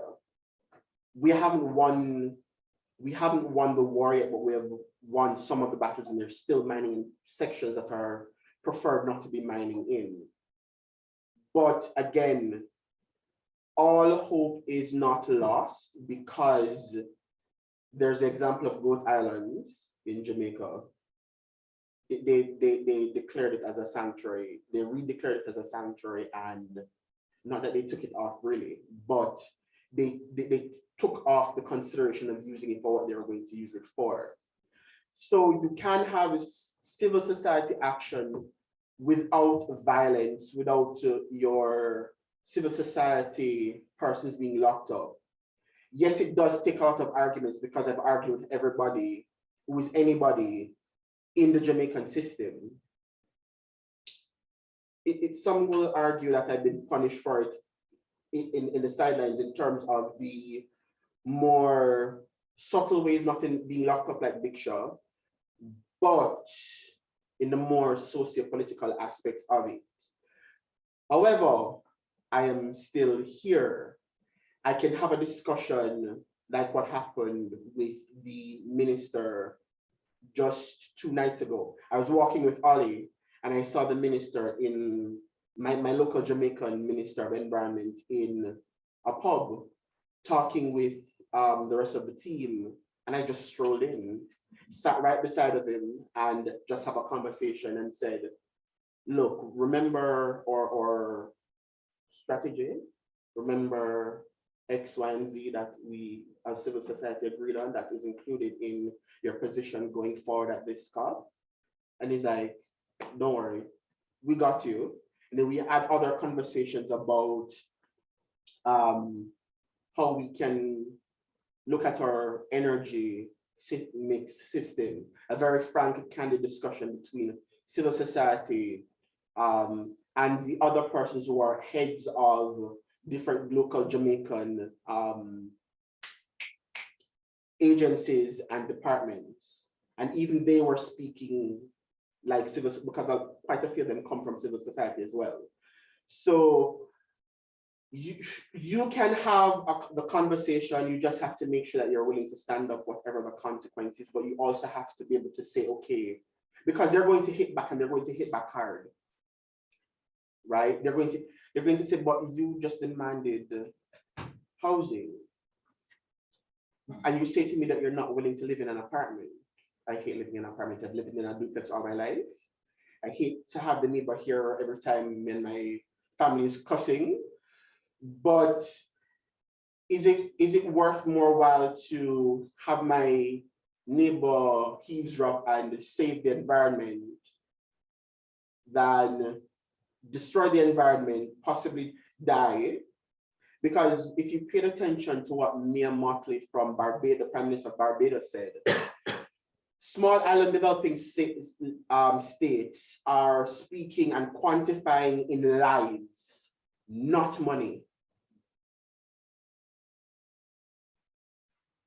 I remembered, okay, so I'll give you another, and I'll try and be quick with the wrapping up. I'll give you I'll do to myself what my mother always did to me right now. When I was 3 months old, I was almost killed by Hurricane Gilbert in September of 1988. The roof came off. The bathtub that she stashed me in under the sink of the bathroom sink went up with the wind. She told my uncle, grab the baby. He grabs the basket, the wind picks me up, according to her story. She said in her frantic noise, and my grandmother was validating on the story. She said to him, grab the baby, not the bathtub. So when he grabbed me, the roof came back down with almost all nails intact. Fast forward to a few years later, I'm now on my roof at the age of, I don't remember, it was Mitchell or Gustav that came. I now have to be a 15, 16-year-old in those storms, having to help my mother because my grandfather, who is elderly, he was in his mid-70s, to go on the roof to make sure that her roof stays on by putting sandbags and the tires and whatever, because my roof is the same roof that we had in 1998 is still on my house. And we have to put sandbags and tires to make sure that my room doesn't get wet. And there's flying debris. And so this is me ducking, zinc came close to my head. Stones whizzed past me and my mother and my grandfather, and we're to be ducking because we're near the wall of the eye of the storm. We've had to do this over the last few years. It's becoming more frequent. So understand that I am willing to have them block me from getting a government job secretively, and I don't have any evidence of it. But I'm willing to, because I know that it might happen to other people elsewhere. But I'm willing to go through that because it means if I'm from a poor household, trying to start my beekeeping business, trying to start my NGO, it means I have no other option no other choice. So even though I'm still planning on raking my government over the coal, I'm still also gracious that they've allowed me to be able to speak to a minister, because they know, and various government and persons have said to me, we know Adrian not gonna stop. We know I'm not gonna stop, so might as well just let him in the room. Little t-shirt and jeans pants boy. We know I'm not gonna stop. We know I'm not gonna come. No matter how we try to hide the meetings I'm from him. We don't know how him find out how to get in the room. But we know I'm not gonna come. They don't know that most of, well, I guess if they see this recording now, they'll find out. But they don't know that I have friends. You see, one thing with advocacy, know who to speak to. The ministers aren't oftentimes the persons to speak to. The administrative clerks. This was a very good impression of Una make order. Right? The administrative clerks, the administrative staffs. Oh, beautiful people, right? The technical staff, make friends with them, make little friends with them. And I know I'm using the Jamaican colloquial, make some little friends on the ministry them. They will sneak in. They'll create a space for you, right? I remember the one room was filled to capacity, and they're like, no. This is pre-COVID, mind you. That no. We can't. One other person, no. Him, even if I have to kick out somebody, him have to come in. Right? So I in some cases I was smuggled into rooms. And sometimes I won't say which technical staff roll their eyes at me, but when they saw me flash past, you literally saw the eyes roll across, right? Because you know, Adrian, if they say something that I don't agree with, Adrian's going to cause trouble. In a nice way, and it's not like I'm holding up a placard or whatever, but you remember what I started with, holding yourself accountable. I'm also that I'm going to now extend that to, because if I'm holding myself accountable, I'm gonna drape you up. I'm gonna hold it by a collar and just shake you, right? Not literally, but figuratively. So I tend to ask all, and I remember the one technical officer said to me, Adrian, I don't know why you need to ask me difficult questions and hold me hostage, but I'm like, well, you're not answering my emails, so I'm going to ask you my email in the meeting, because you know those meetings that needs to be an email. So since you're intending on me having the meeting with you rather than an email, I'm going to ask you, because at least I was trying to save you the embarrassment, but you asked for it. And so coming back to COP in closing, one of the positive, and I'll end on a positive note here. I remember having a conversation just when I got here, and Unami was kind of coaching, because this is my first UNFCCC COP, but it's my second COP overall because I went to the one on biodiversity a few years ago. She's just coaching us through some of the procedures, what we can do as civil society members of the Jamaican delegation, what we can't do, and how to direct our interventions and who to direct it through. She said to me that one of the reasons why you're here as a part of the youth arm of the delegation is you're here to hold us accountable. I looked at her and was like, why you have to do that? Why you have to do that? Why you do it, right? In Jamaica, it's why you do it is do, it's synonymous to do. Because you know me, you know I'm going to hold you accountable.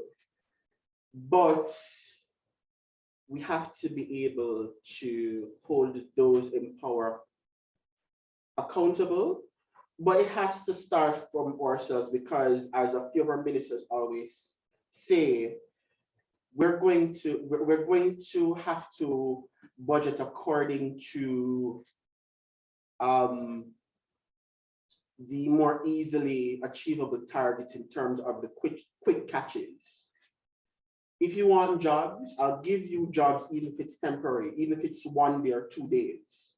Because the public, we the public, we can quickly associate with, oh, we can count it 2 jobs where 2 jobs get created, right? We can count those. What we can't count is numbers of ecosystem that is recreated. The public can't associate with that. So going back to your 3 parts per million, we have to educate our public, right? But I'm going to divert a little bit from what the last speaker said.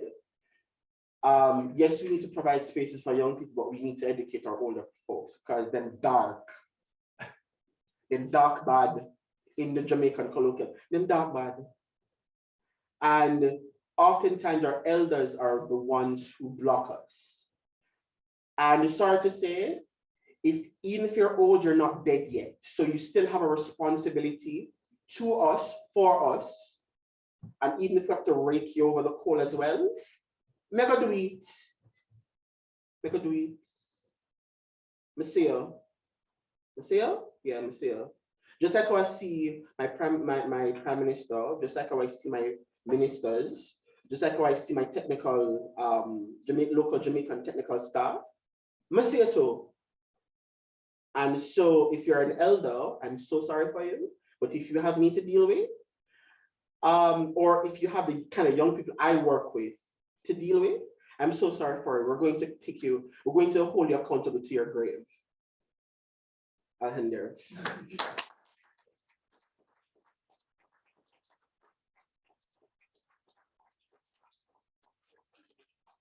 Thank you so much, Adrian. I think, we've covered so many topics that I just wanted to pick up one particular point that you highlighted about the potential conflict that is set up by decision makers between providing jobs and saving the environment. As you said, I spent time in the Amazon in Brazil, and it's often presented as either jobs or saving the rainforest. And actually what you're highlighting here is that it has to be both together, right? It has to be a holistic view.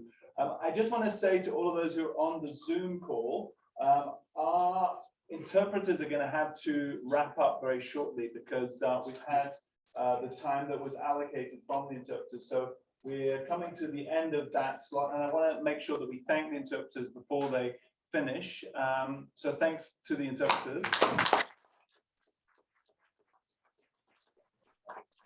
To stay on a little bit longer, we do have a couple more interventions. So Kumi earlier on mentioned a slide which we've now received, which we can show, and we also have a short video to close on.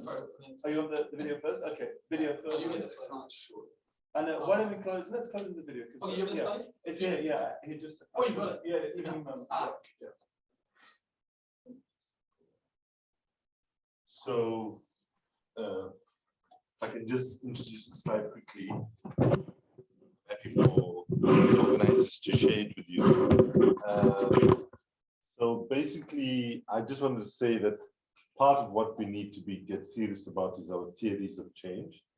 And like, for example, if I look at some of the theories of change that I've followed in the past, which is, you go after companies that are leading deforestation and you target some of them, and if you get 1 or 2 of them to fold, then that'll have a spillover effect to the industry and so on. Now, the truth is, we don't have time for that anymore. The clock is against us. Right, so if I can just draw your attention to harnessing of wealth, and I thought I'll give you one inspirational example of one power that citizens have that we don't exercise sufficiently. And that is, you might think, what wealth do poor people have? But I want to give you an example from Australia.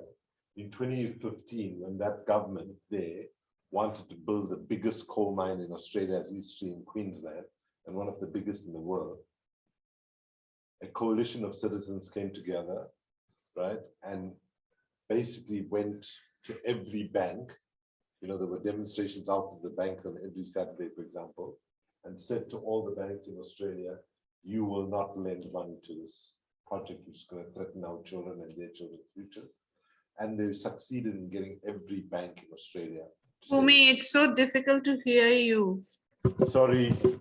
And they managed to get every bank in Australia to say that they will not lend.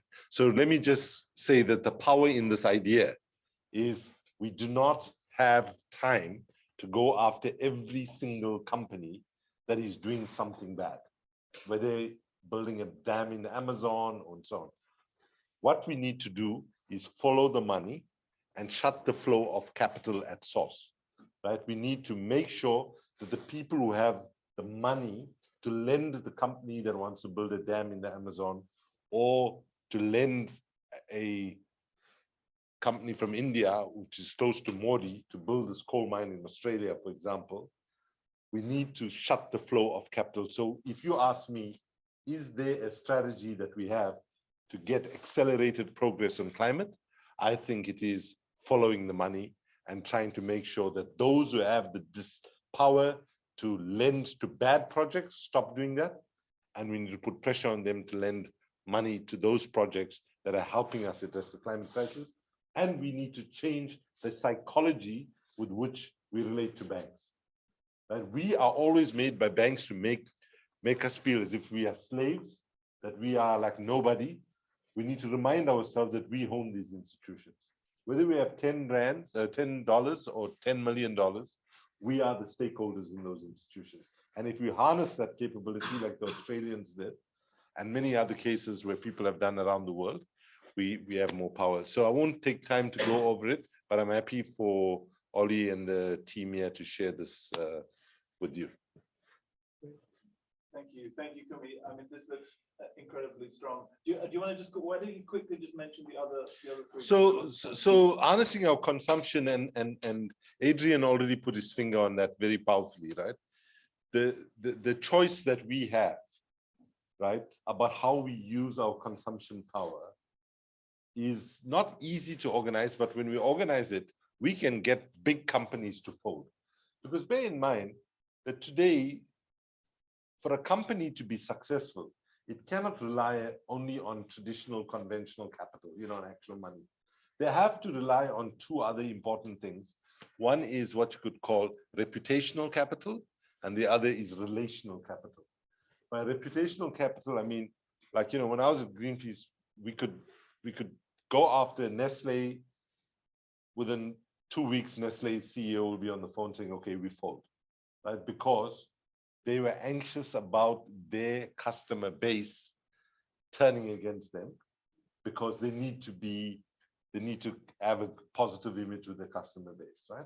So we need to recognize we have much more power than we give ourselves credit for. So, and maybe the last thing I would say on this, harnessing our creative participation, right? I like Adrian, kind of grew up in a similar kind of environment, but at a different time in a different continent. But, one of the things as a young anti-apartheid activist that we faced was that most of our people were not able to read and write, because what people don't realize, to make the point that I was making about how powerful, the ideological apparatus of the state is that the founder of the architect of apartheid, his most powerful statement was about education. And I quote, he said, "Blacks should never be shown the greener pastures of education. They should know that their role in life is to be hewers of water, hewers of wood and carriers of water, that their job was to chop wood and carry water. They must never be shown that, right?" And so when we left to that situation, how do you mobilize people to resist the apartheid regime when they don't have education, they can't read, can't write, and so on? You need arts and culture, right? In fact, when I fled South Africa as a 22-year-old, I used to talk at these anti-apartheid meetings here in the UK, and every now and then you'd find some posh English person putting up the hand and saying, why is it that your people sing and dance at funerals? You know, I don't know whether you'll have seen during resistance period, the older of you might remember that people used to sing and dance at funerals, but it was a way of saying to the government, you can do whatever you want, you won't break our spirits. And it was a way of saying to the families whose family member had died, you feel proud because your family member gave his or her life, you know, for a good cause, kind of thing. So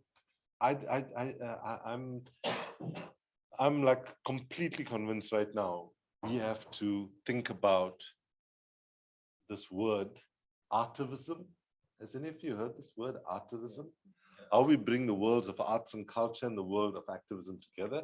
And I'm not talking about how some people in the liberation movement in South Africa used to talk when I was a young person, say the arts and culture field must be a tool of the liberation struggle. I'm not talking in a functionalist way.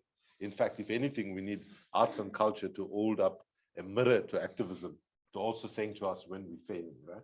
So we want a more nuanced kind of relationship. But I can tell you that if we think we're going to move the large numbers of people by speaking the kind of language that the delegates inside the negotiations are speaking, then we are kidding ourselves, right? We have to learn. They don't not speaking like human beings.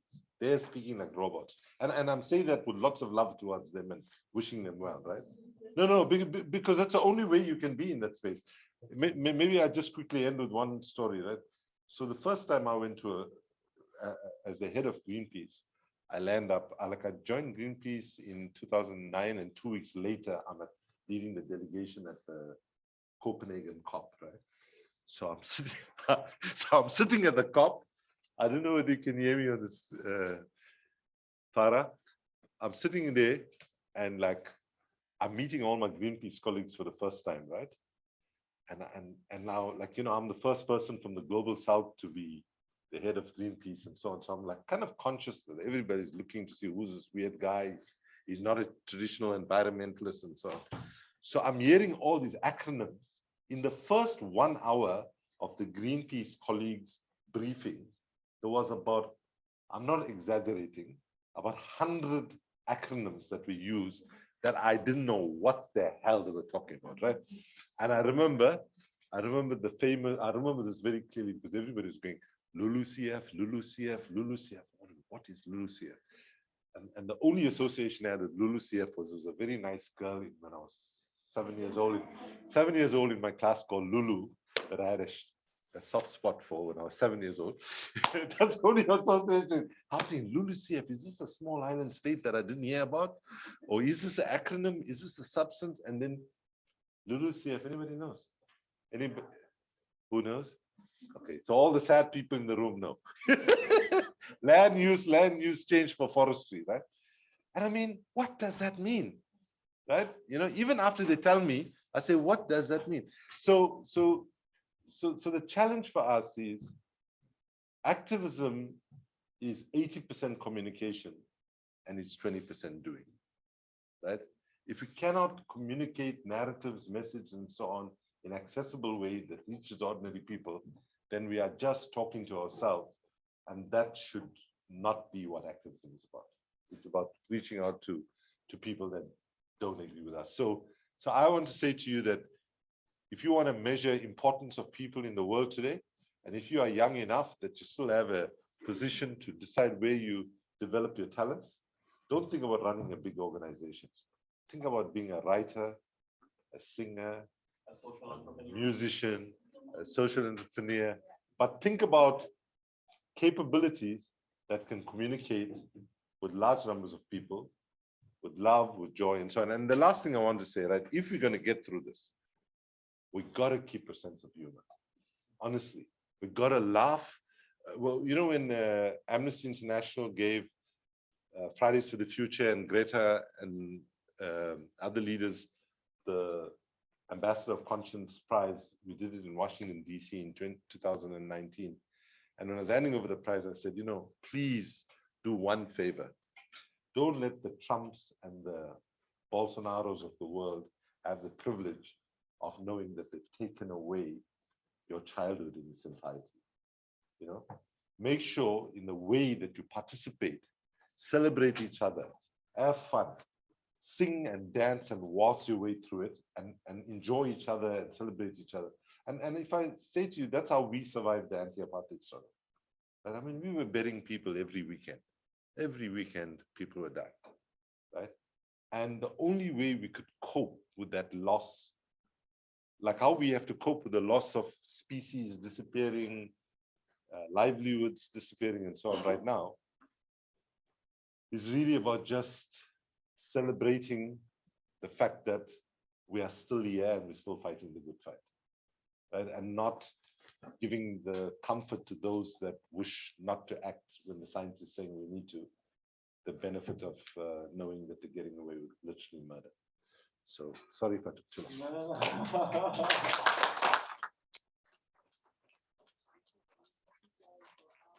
Thank you so much, Kumi. It's, I mean, this really, I think this whole session today has been so enriching, and having the time to be able to go into the detail like this has made such a huge difference.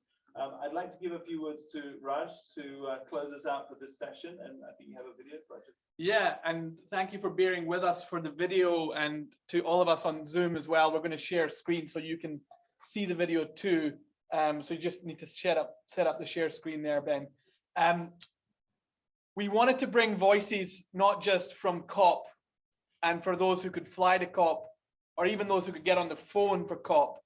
We wanted to bring together voices from the ground from all over the world. And so over the course of the last year, a team of individual students, film teams, including Ben here, Amber, Sydney, Sarah, Kyle, they've been working together as a production team with the support of ActionAid and Amnesty International and Open Society Foundations, and many, many more, to produce what we're calling grounded conversations, which have involved going out and speaking to people from all over the world, from fishermen in Jamaica to foresters in Jamaica, all the way through to people on the streets of Brooklyn, through to economists like Kate Rayworth and individual activists like Kumi, who are helping us think about people like Kumi, who we're trying to get to Jamaica. If you don't mind, we're going to play this as a global premiere of this video. It's around 15 minutes. If you could please bear with us and listen to the voices from around the world, and thank you to the team who put it together. And straight after this will be breakouts, and Ollie will then explain the breakouts. We're just going to put the lights down as well if we can.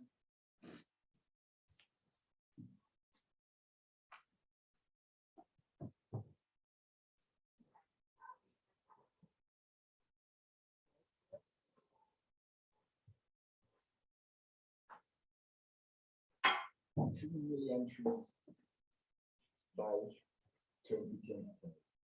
Most of the time, we have people out here who cut the tree to make lumber, cut the tree to make coal, that's what you burn, and things like that, and they don't charge that.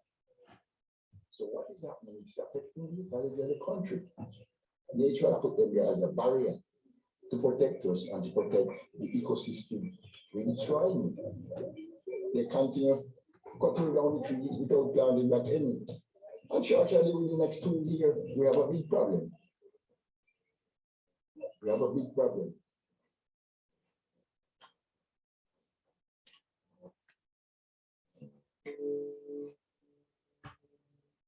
We're facing a crisis now where we are out of time. What we do in the next 9 years will determine whether we have a future and what kind of future that will be. Understand that the struggle to avert catastrophic climate change is nothing more and nothing less than protecting our children and their children's futures. And in every culture around the world, north, south, east, west, I have not encountered a single culture where there isn't that real commitment to our children and their children. That needs to focus our minds urgently.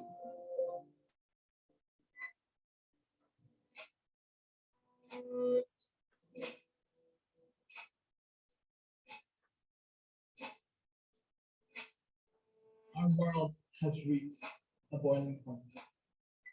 We face convergence of interconnected crises. And we also know that the only way to address these challenges is to transform the entire system that we have inherited. And we have so little time to do that. But we also know that the solutions are already here, that they're just not scaled yet. And that those solutions lie in the hearts, in the minds, and in the hands, not just of the few, but of the many. That's why we're having these grounded conversations, to listen to people from all over the world.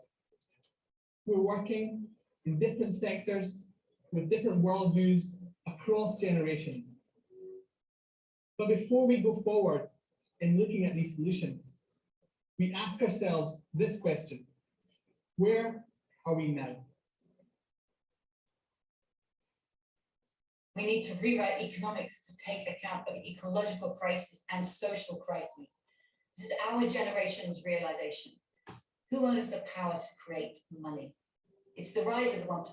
We've seen it globally. Did you know that over the last decade, the number of billionaires has doubled from 1,000 billionaires to 2,000 billionaires? But in many countries too, we're seeing that rise of a 1%, capturing wealth and power. We've inherited linear, degenerative industrial systems where we run down the life support systems of planet Earth because we take Earth's resources, and that's what's pushing us over planetary boundaries. And we need to become regenerative.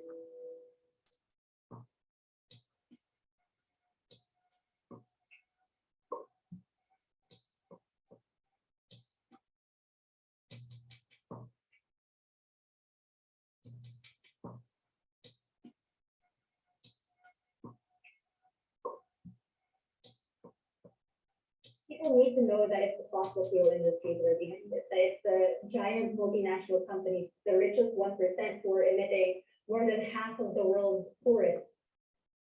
There are so many climate impacts happening across the world. In my own country, the Philippines, since we are one of the most vulnerable countries, what could happen? Will the next typhoon be the one that washes away my home? And then it's just this anxiety that stems from that climate trauma of all the experiences that we've already had. I'm being an optimist. I do hope that change happens, but I'm not so sure about it. And I'm not so sure that it's going to happen. So it does affect my decisions, like in the present. I'm not sure whether or not I want to have children. It does affect what I think or what I do.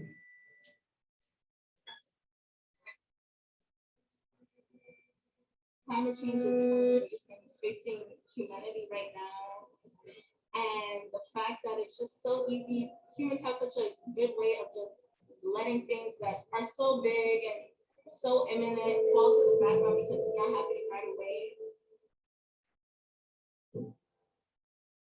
Language is a very powerful barrier to entry. Sometimes actual language, what language you're speaking in, but in this case, I'm talking more about the level of language, using esoteric language that ordinary people just don't understand.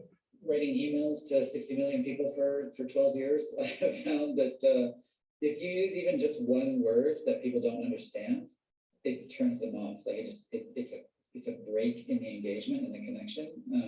Even if it's just an adjective, trying to use language as something that empowers and connects rather than that distances and elevates it.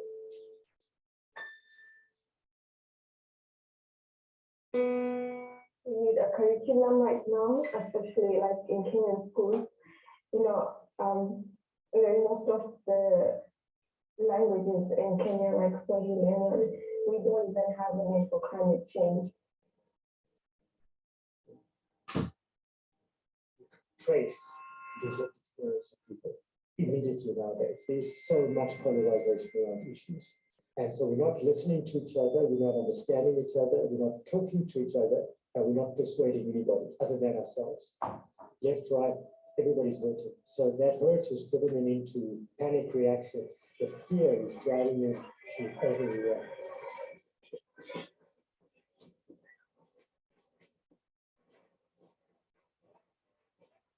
What do we want? What kind of work do we want? What kind of environment do we want? What kind of community do we want? What kinds of relationships do we want? And right now, there's no place where we can come together like that.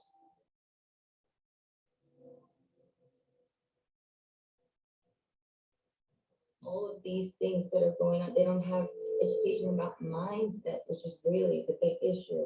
The building itself looks like a prison. There's bars on the walls, it's cement walls, like it's just a hideous environment. You know, it's like really oppressive. It affects the teachers, it affects everyone. You feel like there's an authority over you. And it's all, you know, it's by design, right? So that combined with this curriculum that you have to follow each sentence that it tells you to say, like who wants to, like what's the point of me getting a master's degree that I'm in debt for? Having to read scripts.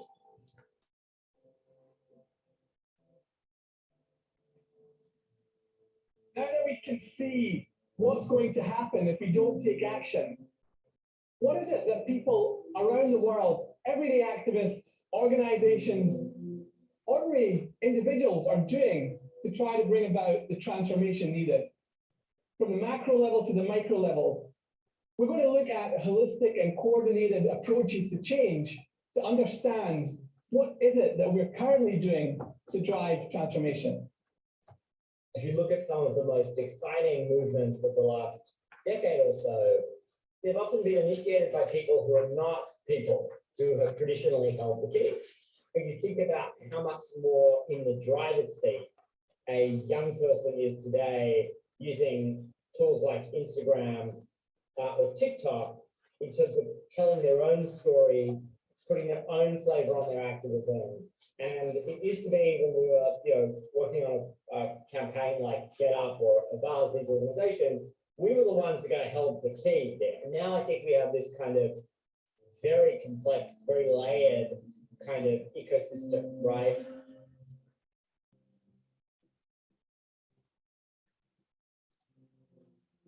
I'm an applied developmental psychologist, and I identified as a social justice educator. This is my 26th year in the classroom, and I'm out here today because I believe that women's rights are human rights. And as a social justice educator, I recognize that the times that we're in are, well, one, we're all living in a dumpster fire, and it's layer on top of layer on top of layer, and all of these issues are connected. And as this assault on women's bodies is happening, assault on Black people's lives is happening, assault on democracy is happening, it's really important that we stand in resistance. I'm in the Resistance Revival Chorus. You hear them saying, "Are we ready? We're about to sing." And we believe joy is an act of resistance, education is an act of resistance, and that is why I'm here today.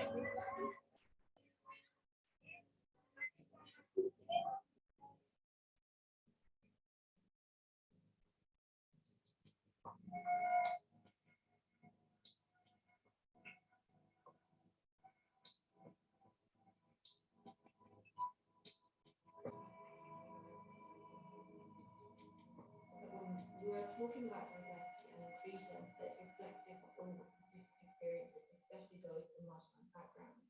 The training that we deliver in companies really focuses on allyship, privilege, and conscious bias, as well as really how to have more inclusive and sensitive conversations at work. I'm very excited for that future because I'm seeing pockets of it happening today. You're seeing like small communities come together.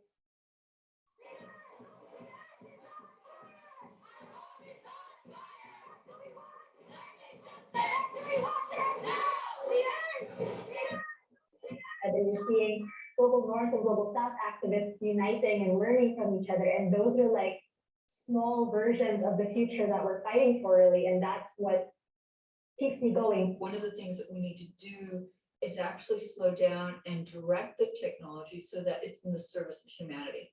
Because certainly then it's like everything's coming up and we don't know where it's going to go. And is it getting ahead of us before our ability as a society to actually absorb its impact?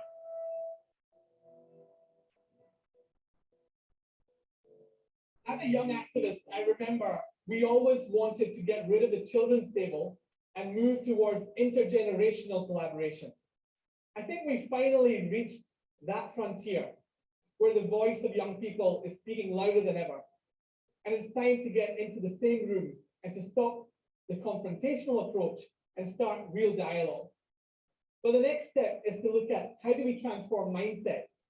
And that's where we start to begin thinking about deep transformation in our economic systems. This is where we need to go. How do we get there?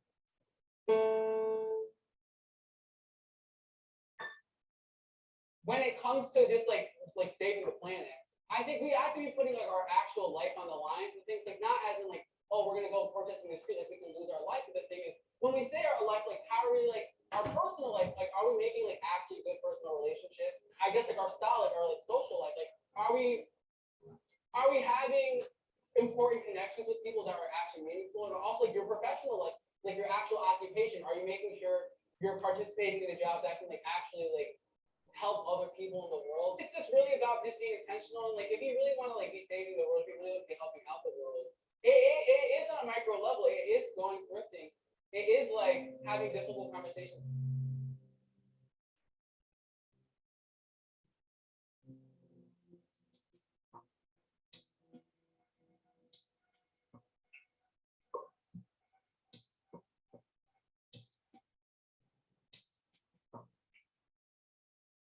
More established NGOs, both at the national level, but especially big international NGOs, must stop and start listening much harder. They must start to understand that they have become overtly and overly corporatized in the way they operate, which is further sort of distorting the landscape of activism. We need to be more open to promoting social movements which are directly connected to people on the ground, which can harness more power. We owe it to young people in particular to create more space for young people's voices to be very, very loudly and eloquently heard in all the public spaces. And I think that's really was the turning point for me in a way, in terms of being able to go beyond your own socio-economic kind of bubble and really understand how the wider world works, and as well as understand how communities and the political and economic system in which we live is so interdependent.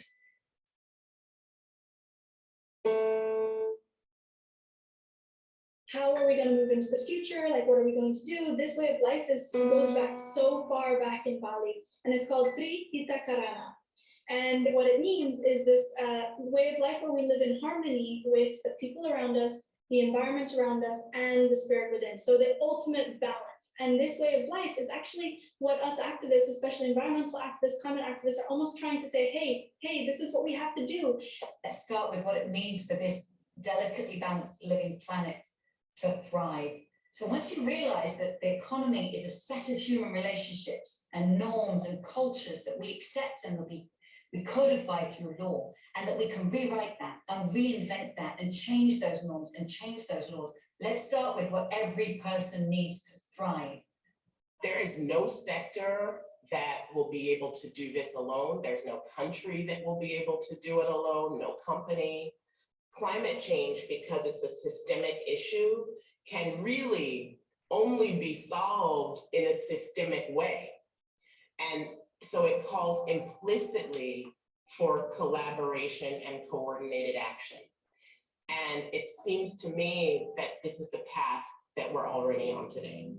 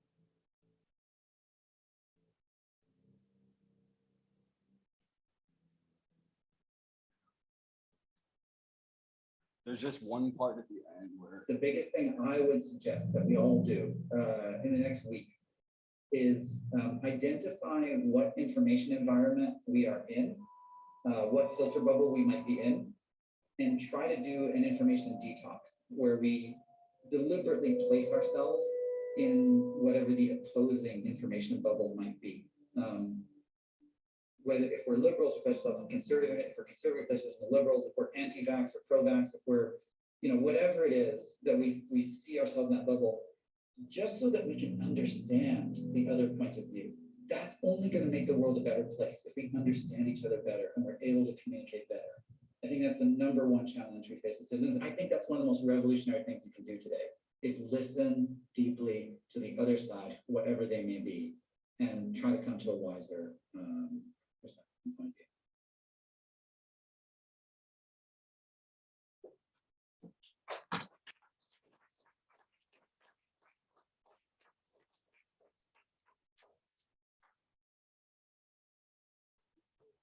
Everyone. Hi. And thank the team and Cynthia and everyone else that helped.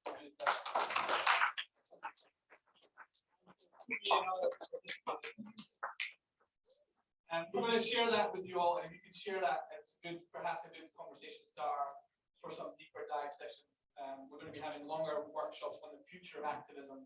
So some of that content really is to help us go a little deeper from today's conversation. But I'll leave that to you. Amazing. I mean, that's brilliant content. And like you say, that's the kind of way of talking, and it comes back to some of what was discussed earlier in terms of the global assembly, hearing directly from citizens all around the world and actually hearing people's voices. So this is still very much an open conversation. And as Raj has said, we want to carry on the conversation today and over the coming days. So we do, for those of you who are interested to stay with us, we're going to have, for those in the room, we're going to have some coffee just outside, and then we can have some smaller group discussions here for the next half an hour, 45 minutes or so, aiming to then feedback by 4:45 so that we can close by 5 o'clock today, UK time. And for those who are on the Zoom, we're going to create a few breakout rooms.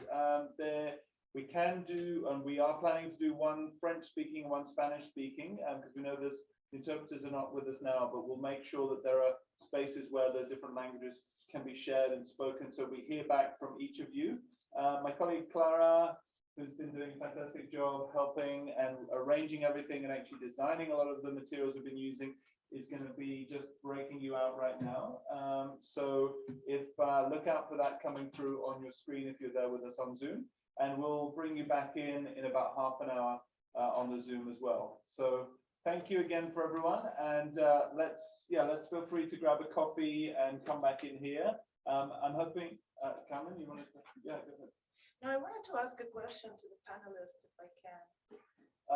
The thing is, would it be? We're really the time now. Why don't you bring it into the conversation? I think quite a few of the panelists are going to stay, so we can carry on this conversation. Let's help ourselves to coffee just outside, and then we can come back in. Is that okay? Okay. Woo. Thank you. Thanks, Kumi.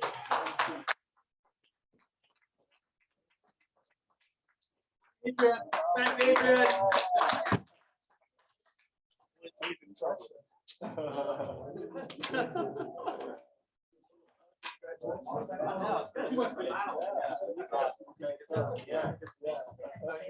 Hey, young man, how old are you, man?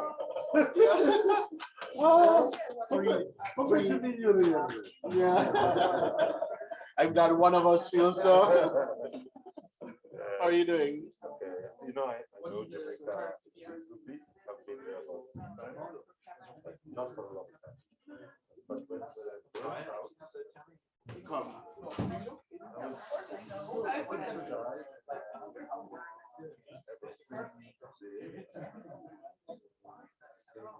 It is so hard. I mean, like, I think generally in society, you need to be able to do conversations with,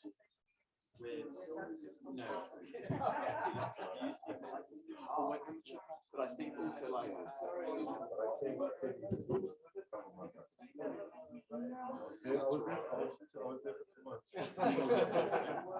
you guys are close.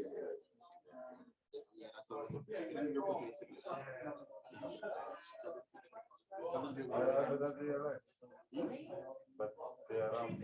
Yeah, all of them are still 7 question mark. Yeah, question mark is we don't really know. I'm a governance Yeah. Yes. Even if your father was not most of the time. No, clearly what he was being a part. I'm not offended. So where do you live? I live in CB Garden, folks. Please have your surnames. Thank you. Amazing. My name's Ellen. Hi. Hi. Hi. No, not quite. Do I look blonde and short hair? No. No. We've got to wrap that. I just want to say amazing, both of you. Thank you so much for talking. And I will stalk you on social media. Okay. So you have to do full 2 weeks? No, I'm going to. Right. I mean, but you know, I think this is the thing, and this is exactly why, like, obviously, like, I work with the 70s, so I think it's like better. But it's obviously the difference is like we're in creating situations where you have those conversations. So I think there's learning to come from that, and you know, try and spread out. Yeah, you know, it's obviously easy to have conversations like that.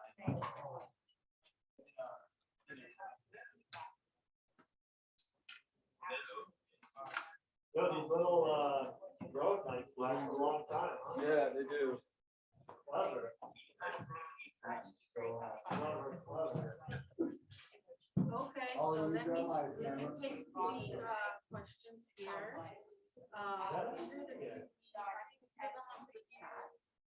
They are 3 different questions. One, how we work together to ensure an intersectoral approach to recovery. Second, what are the major themes or moments to mobilize in 2022? And third, what resources, funding, infrastructure, etc. do we have for organizing in 2022? Of course, as always, these are 2 suggestions. But yeah, looking forward to seeing if you have some strong points that you want to bring to the wider group later. Okay?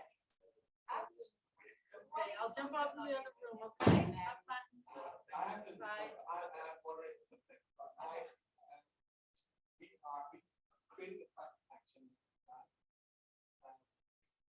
Recording in progress.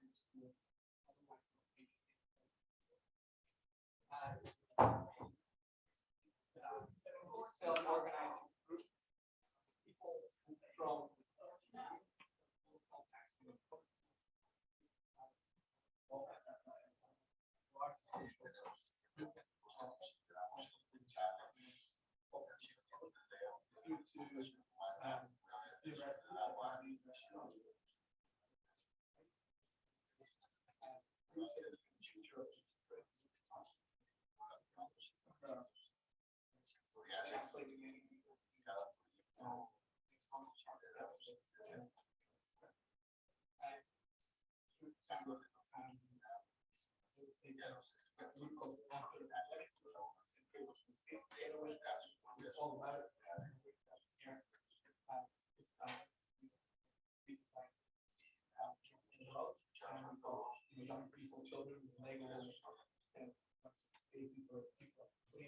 Hola, quería saludarles.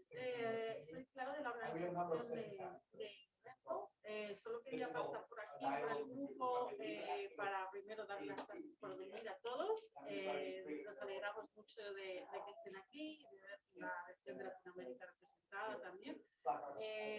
Ya saben cómo va, por ejemplo, Katia y Víctor han estado en la sesión de antes, con lo cual saben cómo funciona esto. Les vamos a dejar a más o menos unos 20 minutos para este grupo de discusión, y si pueden asignar a una persona para que explique los diferentes puntos que se han tratado. No es necesario escribir en papel ni nada, simplemente que pueda explicar brevemente en un par de frases, 3 o 4, qué es lo que quieren llevar al grupo.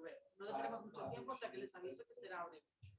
Hay tres preguntas que sugerimos como ayuda que pueden tratar, si no eligen las que ustedes quieran, pero una pregunta que quizás les ayude a llevar la discusión es, primero, cómo trabajamos de manera más eficaz juntos en un sistema que agrupa diferentes sectores para asegurar que la recuperación sea eficaz y que nos incluya a todos. Eso para empezar, cómo colaboramos entre sectores.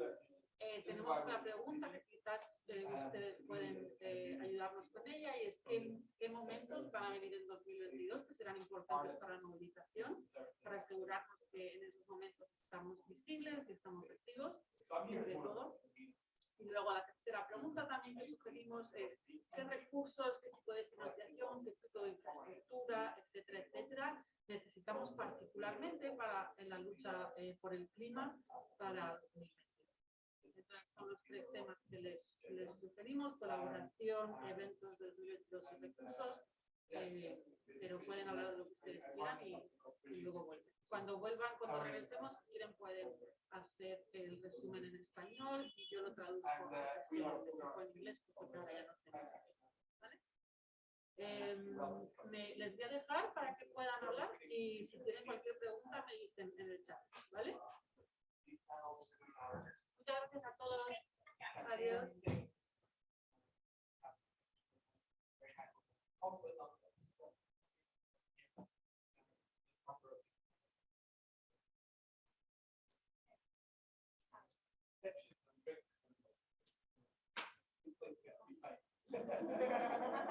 And you want to do those and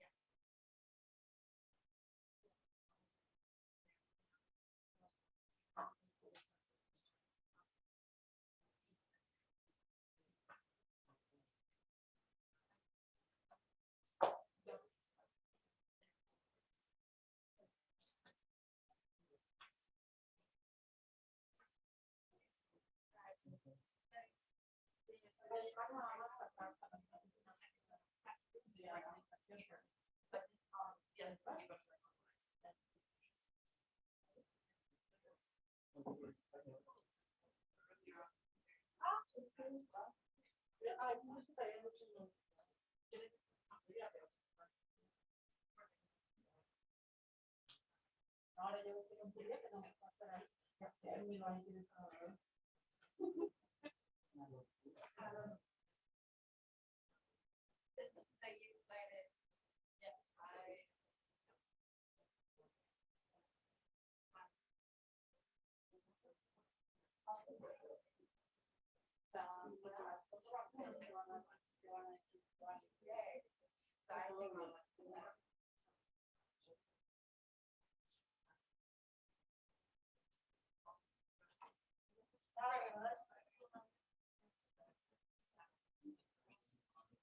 Yeah, no problem.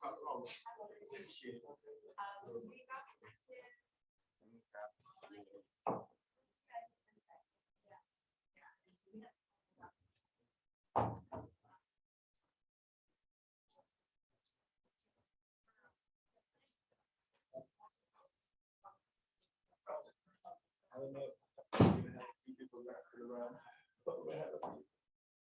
But it seems like there's quite a few on the round table online, is that right? We don't have a lot of people online. We have now about 10 at this point. 10, okay. There's still, okay, so we can. It's going to be two groups. I might just mute it here because otherwise it'll distract them.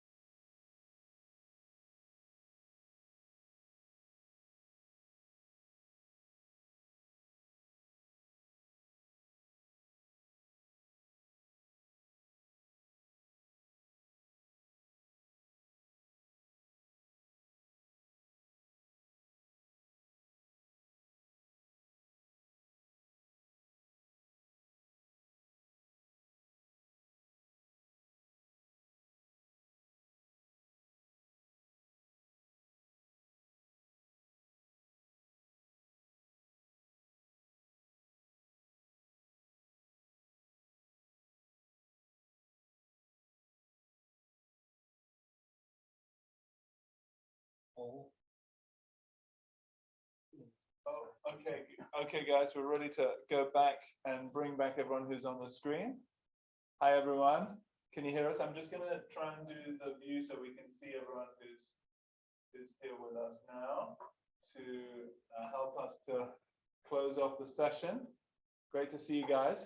So who's giving feedback from the breakout that was happening on Zoom? There's a Spanish group. Okay.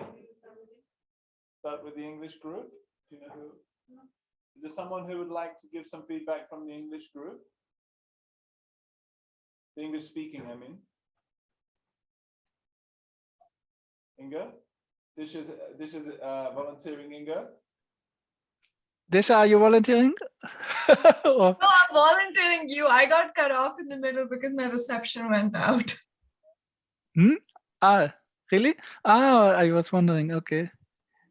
So, okay, let me start. Maybe others can add, because we had a quite diverse discussion actually on the first question. So, so I think the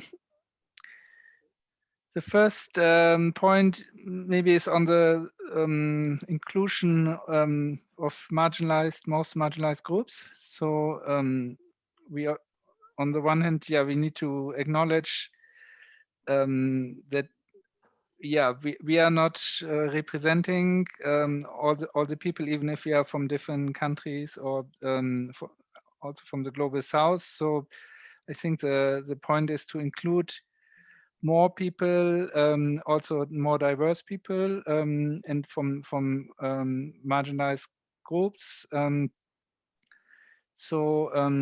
Also, this is the gender issue and the racial issue, indigenous groups. This is key also for marginalization. So this is also interconnecting the different themes.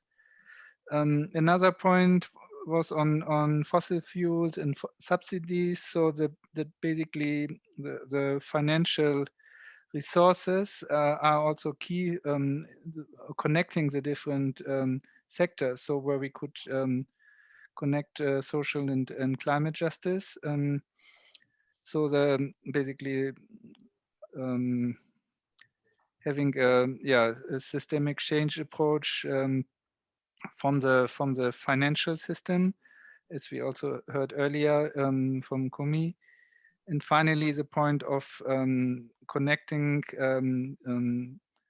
globally. So I mean, connecting citizens, people around the world globally creates is one part of involving people, of creating movements.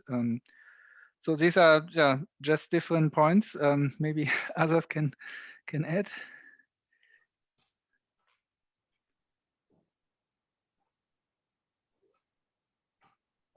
Claudio, are you trying to come in?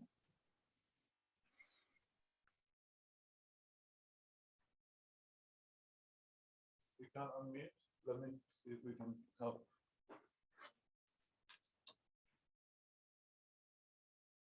Can you do it now? Oh, yes. Great. Yeah, it was stuck. I couldn't unmute. Yeah, sorry about that. Yeah, just complementing a little bit on what Ingo said, the opportunities for next year and engagement.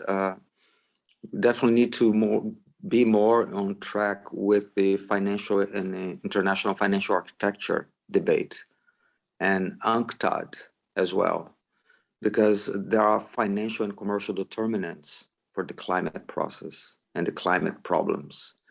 And the two other things also were the gender and the indigenous population issues. So we need to engage more other, constituencies that are not part of these movements, needs to engage more on that, because they are somewhat kind of synodox of the neo-colonial oppression process. And the third thing was definitely a realistic commitment to reduce subsidies to fossil fuels, just like the G20 just did with the global corporate tax, even though we know it's not enough, but at least it's a start. And the reduction of subsidies for fossil fuels needs to start. and it hasn't yet. Thank you. Great points, Claudio. If everyone can hear, so one thing just to mention that while we were in the what's called the green zone yesterday, there's a specific defining itself as territorial community. So indigenous communities stand here, and they have quite a number of indigenous leaders coming. I think Sonia Guajajara is coming from Brazil today or tomorrow. So some of those voices are coming, but as you say, Claudio, there are still too many barriers to hear those voices. But it's something that we certainly have been exploring while we're here. We'll try to identify ways that we can bridge also better connections with some of those groups that are here, that have been able to come here.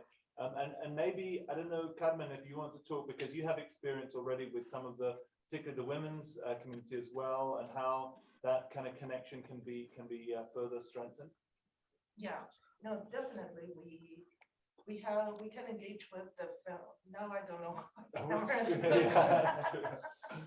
But here's the microphone. Yeah, we have to engage with the feminist movement. I think somebody said it, but it's important to recall it, that there isn't climate justice if there isn't gender justice. We need to understand that climate change has a gender dimension, that is not gender neutral, that we have to know what the impacts are, that there is differentiated impacts for women than for men. And as well as depending on where you are. It's not the same if you are in a rural area that if you are in an urban area. But what we have seen in Africa and Latin America or South America is a feminization of the rural area. Why? Because men have more opportunities to migrate. And as soon as you can, you have some money, you will send your children, your kid, your male kid to the city, and the girl will stay to help with the house, take care of the house, take care of the land, whatsoever. So it is important that we acknowledge those kinds of difference, because it's also part of the system. And those are realities that are ongoing right now, that we have to be very critical and have a very good eye to define these situations. And a minute ago, I wanted to ask the panelists if they knew which country was the number one country that emits global greenhouse gases per capita in this planet. Does anybody maybe in Zoom know? En español, ¿cuál creen que es el país que emite, que tiene más emisiones por cápita del planeta? Chile? Saudi Arabia? No. China. UK. El país que tiene la mayor deforestación por cápita. Brasil. Close enough. Estados Unidos. Close enough, but no. Actually, Colombia. close enough, but no. But it is in UK. Latin America. It's the it is in Latin America. Bolivia. Oh. Bolivia is the number one emitter of greenhouse gases if you count LULUCs, land use change. And it's because the deforestation has been so bad that in the last 3 years, we have burned an area the size of Cuba. And yesterday, the president was saying that we are against capitalism and we protect the rights of Mother Earth and so on. So how do you find a government accountable? And especially when he has so many supports from organizations all around the world that do believe that they are respecting Mother Earth, for example, and only it's a good speech. We have done everything that is on the book around activism. We have La Casa de los Ningunos, an alternative project. We changed all our habits. We had tried to change all our bad habits. We built a community that was very conscious about the impacts of climate change and so on. It's been 10 years of activism and doing everything that was on the book. And still, things are worse. Right now, as we speak, one of the hot spots of biodiversity is burning in my country, which is National Park Madidi. The president is here and speaking about Mother Earth as if you really cared about it. So I really think that it is good to talk about what is obvious and what we know about corporations, about governments, about North and South, but especially for activists from the South to be a little bit more self-critical what's going on in our countries, and that it's not, it's the reality that we're facing. Thank you. Gracias, Carmen. Y continuando en español, I see lots of clapping, lots of respect there. We also have a group, hay un grupo en español, ¿tiene una persona que puede compartir un poco? Hola, ¿cómo están? Muy bien, gracias. Okay, so I'm gonna try my best to talk in English, but I don't promise anything, okay? So first of all, I would like to thank all of you for the creation of this forum, because in my opinion, it's very necessary to create this kind of spaces to dialogue and create common answers to this difficult challenge that we are facing today.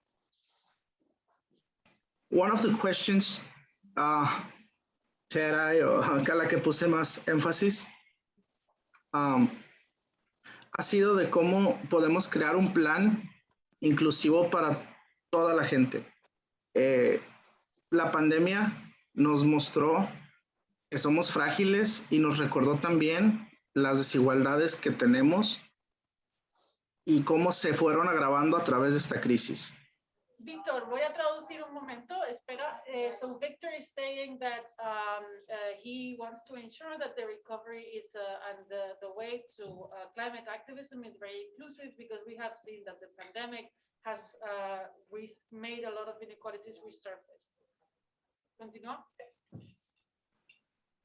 Llegamos a un acuerdo, todo el grupo en español, acerca de cómo podemos incidir desde la sociedad civil hacia nuestros gobiernos para tomar medidas que ayuden a frenar este cambio climático. So they have been discussing within the Spanish group similar ways that they can use to do advocacy within their own governments.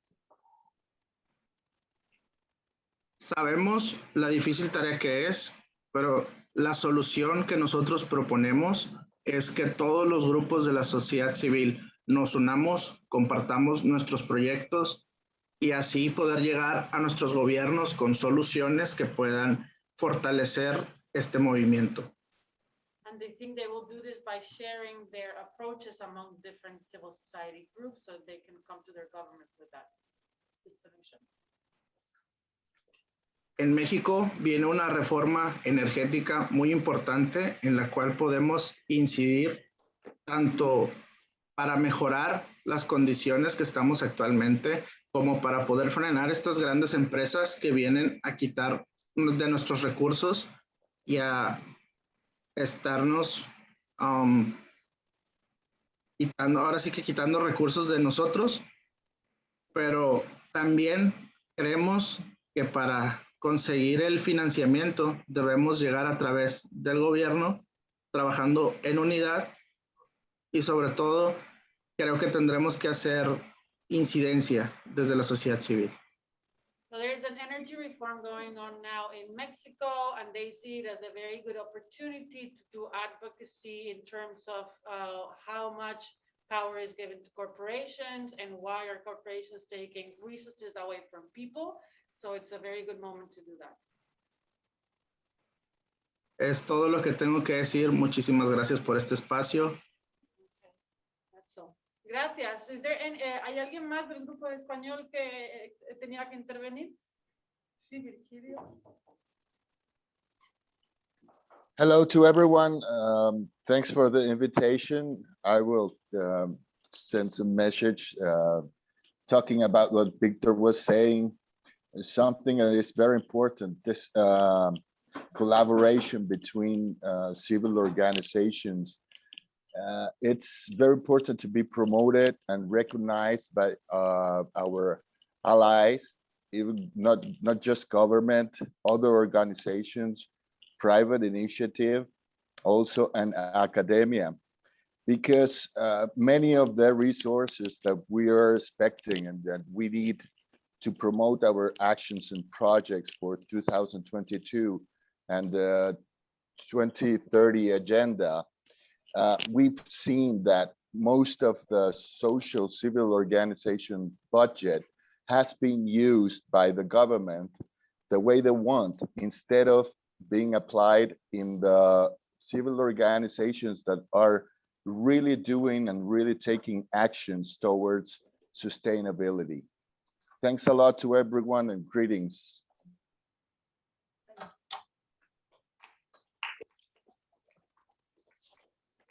Lina quería intervenir también, hacer un comentario.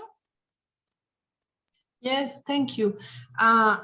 Just to complement what my partners have said, I think that we in the CSOs have a very important duty, and it is to support all the stakeholders to have the kind of point of view like the whole picture point of view. They need to know what the CSOs are watching and what we are doing, not only what the government used to say, which is always the good side of story. And I think that we are responsible for that kind of whole picture point of view. We have to support all the stakeholders to understand how reality it is in our territories. Thank you.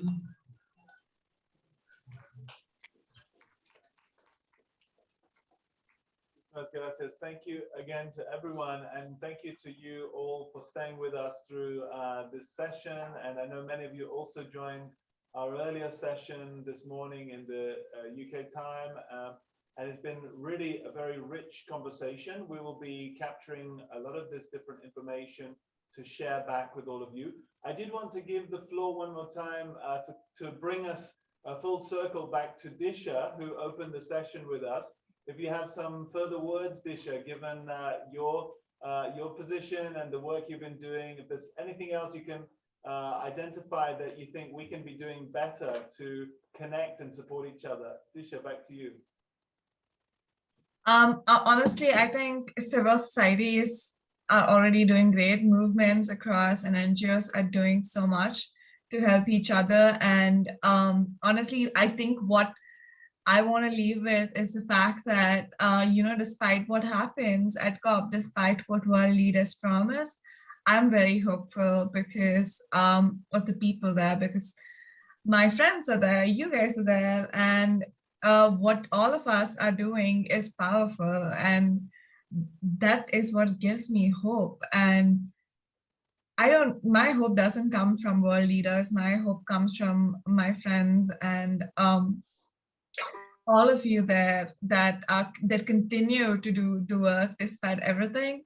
And I think that it's in itself is so powerful. And I've seen all of us mobilize together, and we are unstoppable when we do that. And I think that will beat world leaders any day. And I'm very happy. And I'm very hopeful. And I know we'll achieve climate action. We don't need world leaders for that. We'll do it by ourselves. So that's what I want to end with.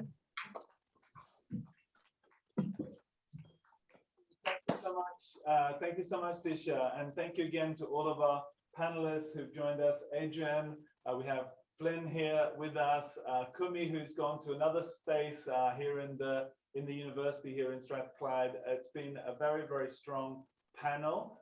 We've had some excellent discussions today. I wanted just to highlight two things that are still coming up. So one is that there will be a march on Saturday that many of you can join virtually by sharing on social media, and we'll be carrying banners with the faces of many of those of our colleagues who can't be here, including Disha. And Clara has one to share. There we go. So we will be carrying those on Saturday so that we can visually bring many of you with us and to continue that moment of solidarity across civil society. We know that there will be many of the youth activists from Fridays for Future here. We know the trade unions, many of the NGOs will be joining those marches. So please do amplify through social media wherever you are in the world. Ollie? Yeah, please. Can you explain this a bit, because it will be nice to mobilize people. How will this work with the online march? Well, that's a good point, Ingo. So it's being organised by the COP26 coalition here in Scotland. There are two ways you can join. One is simply to share the information on your social media channel. So there will be cards that have been prepared, social media images that we'll make sure to share, and many of those feature different faces from the front lines of people who can't be here. So please feel free to use those on your own social media.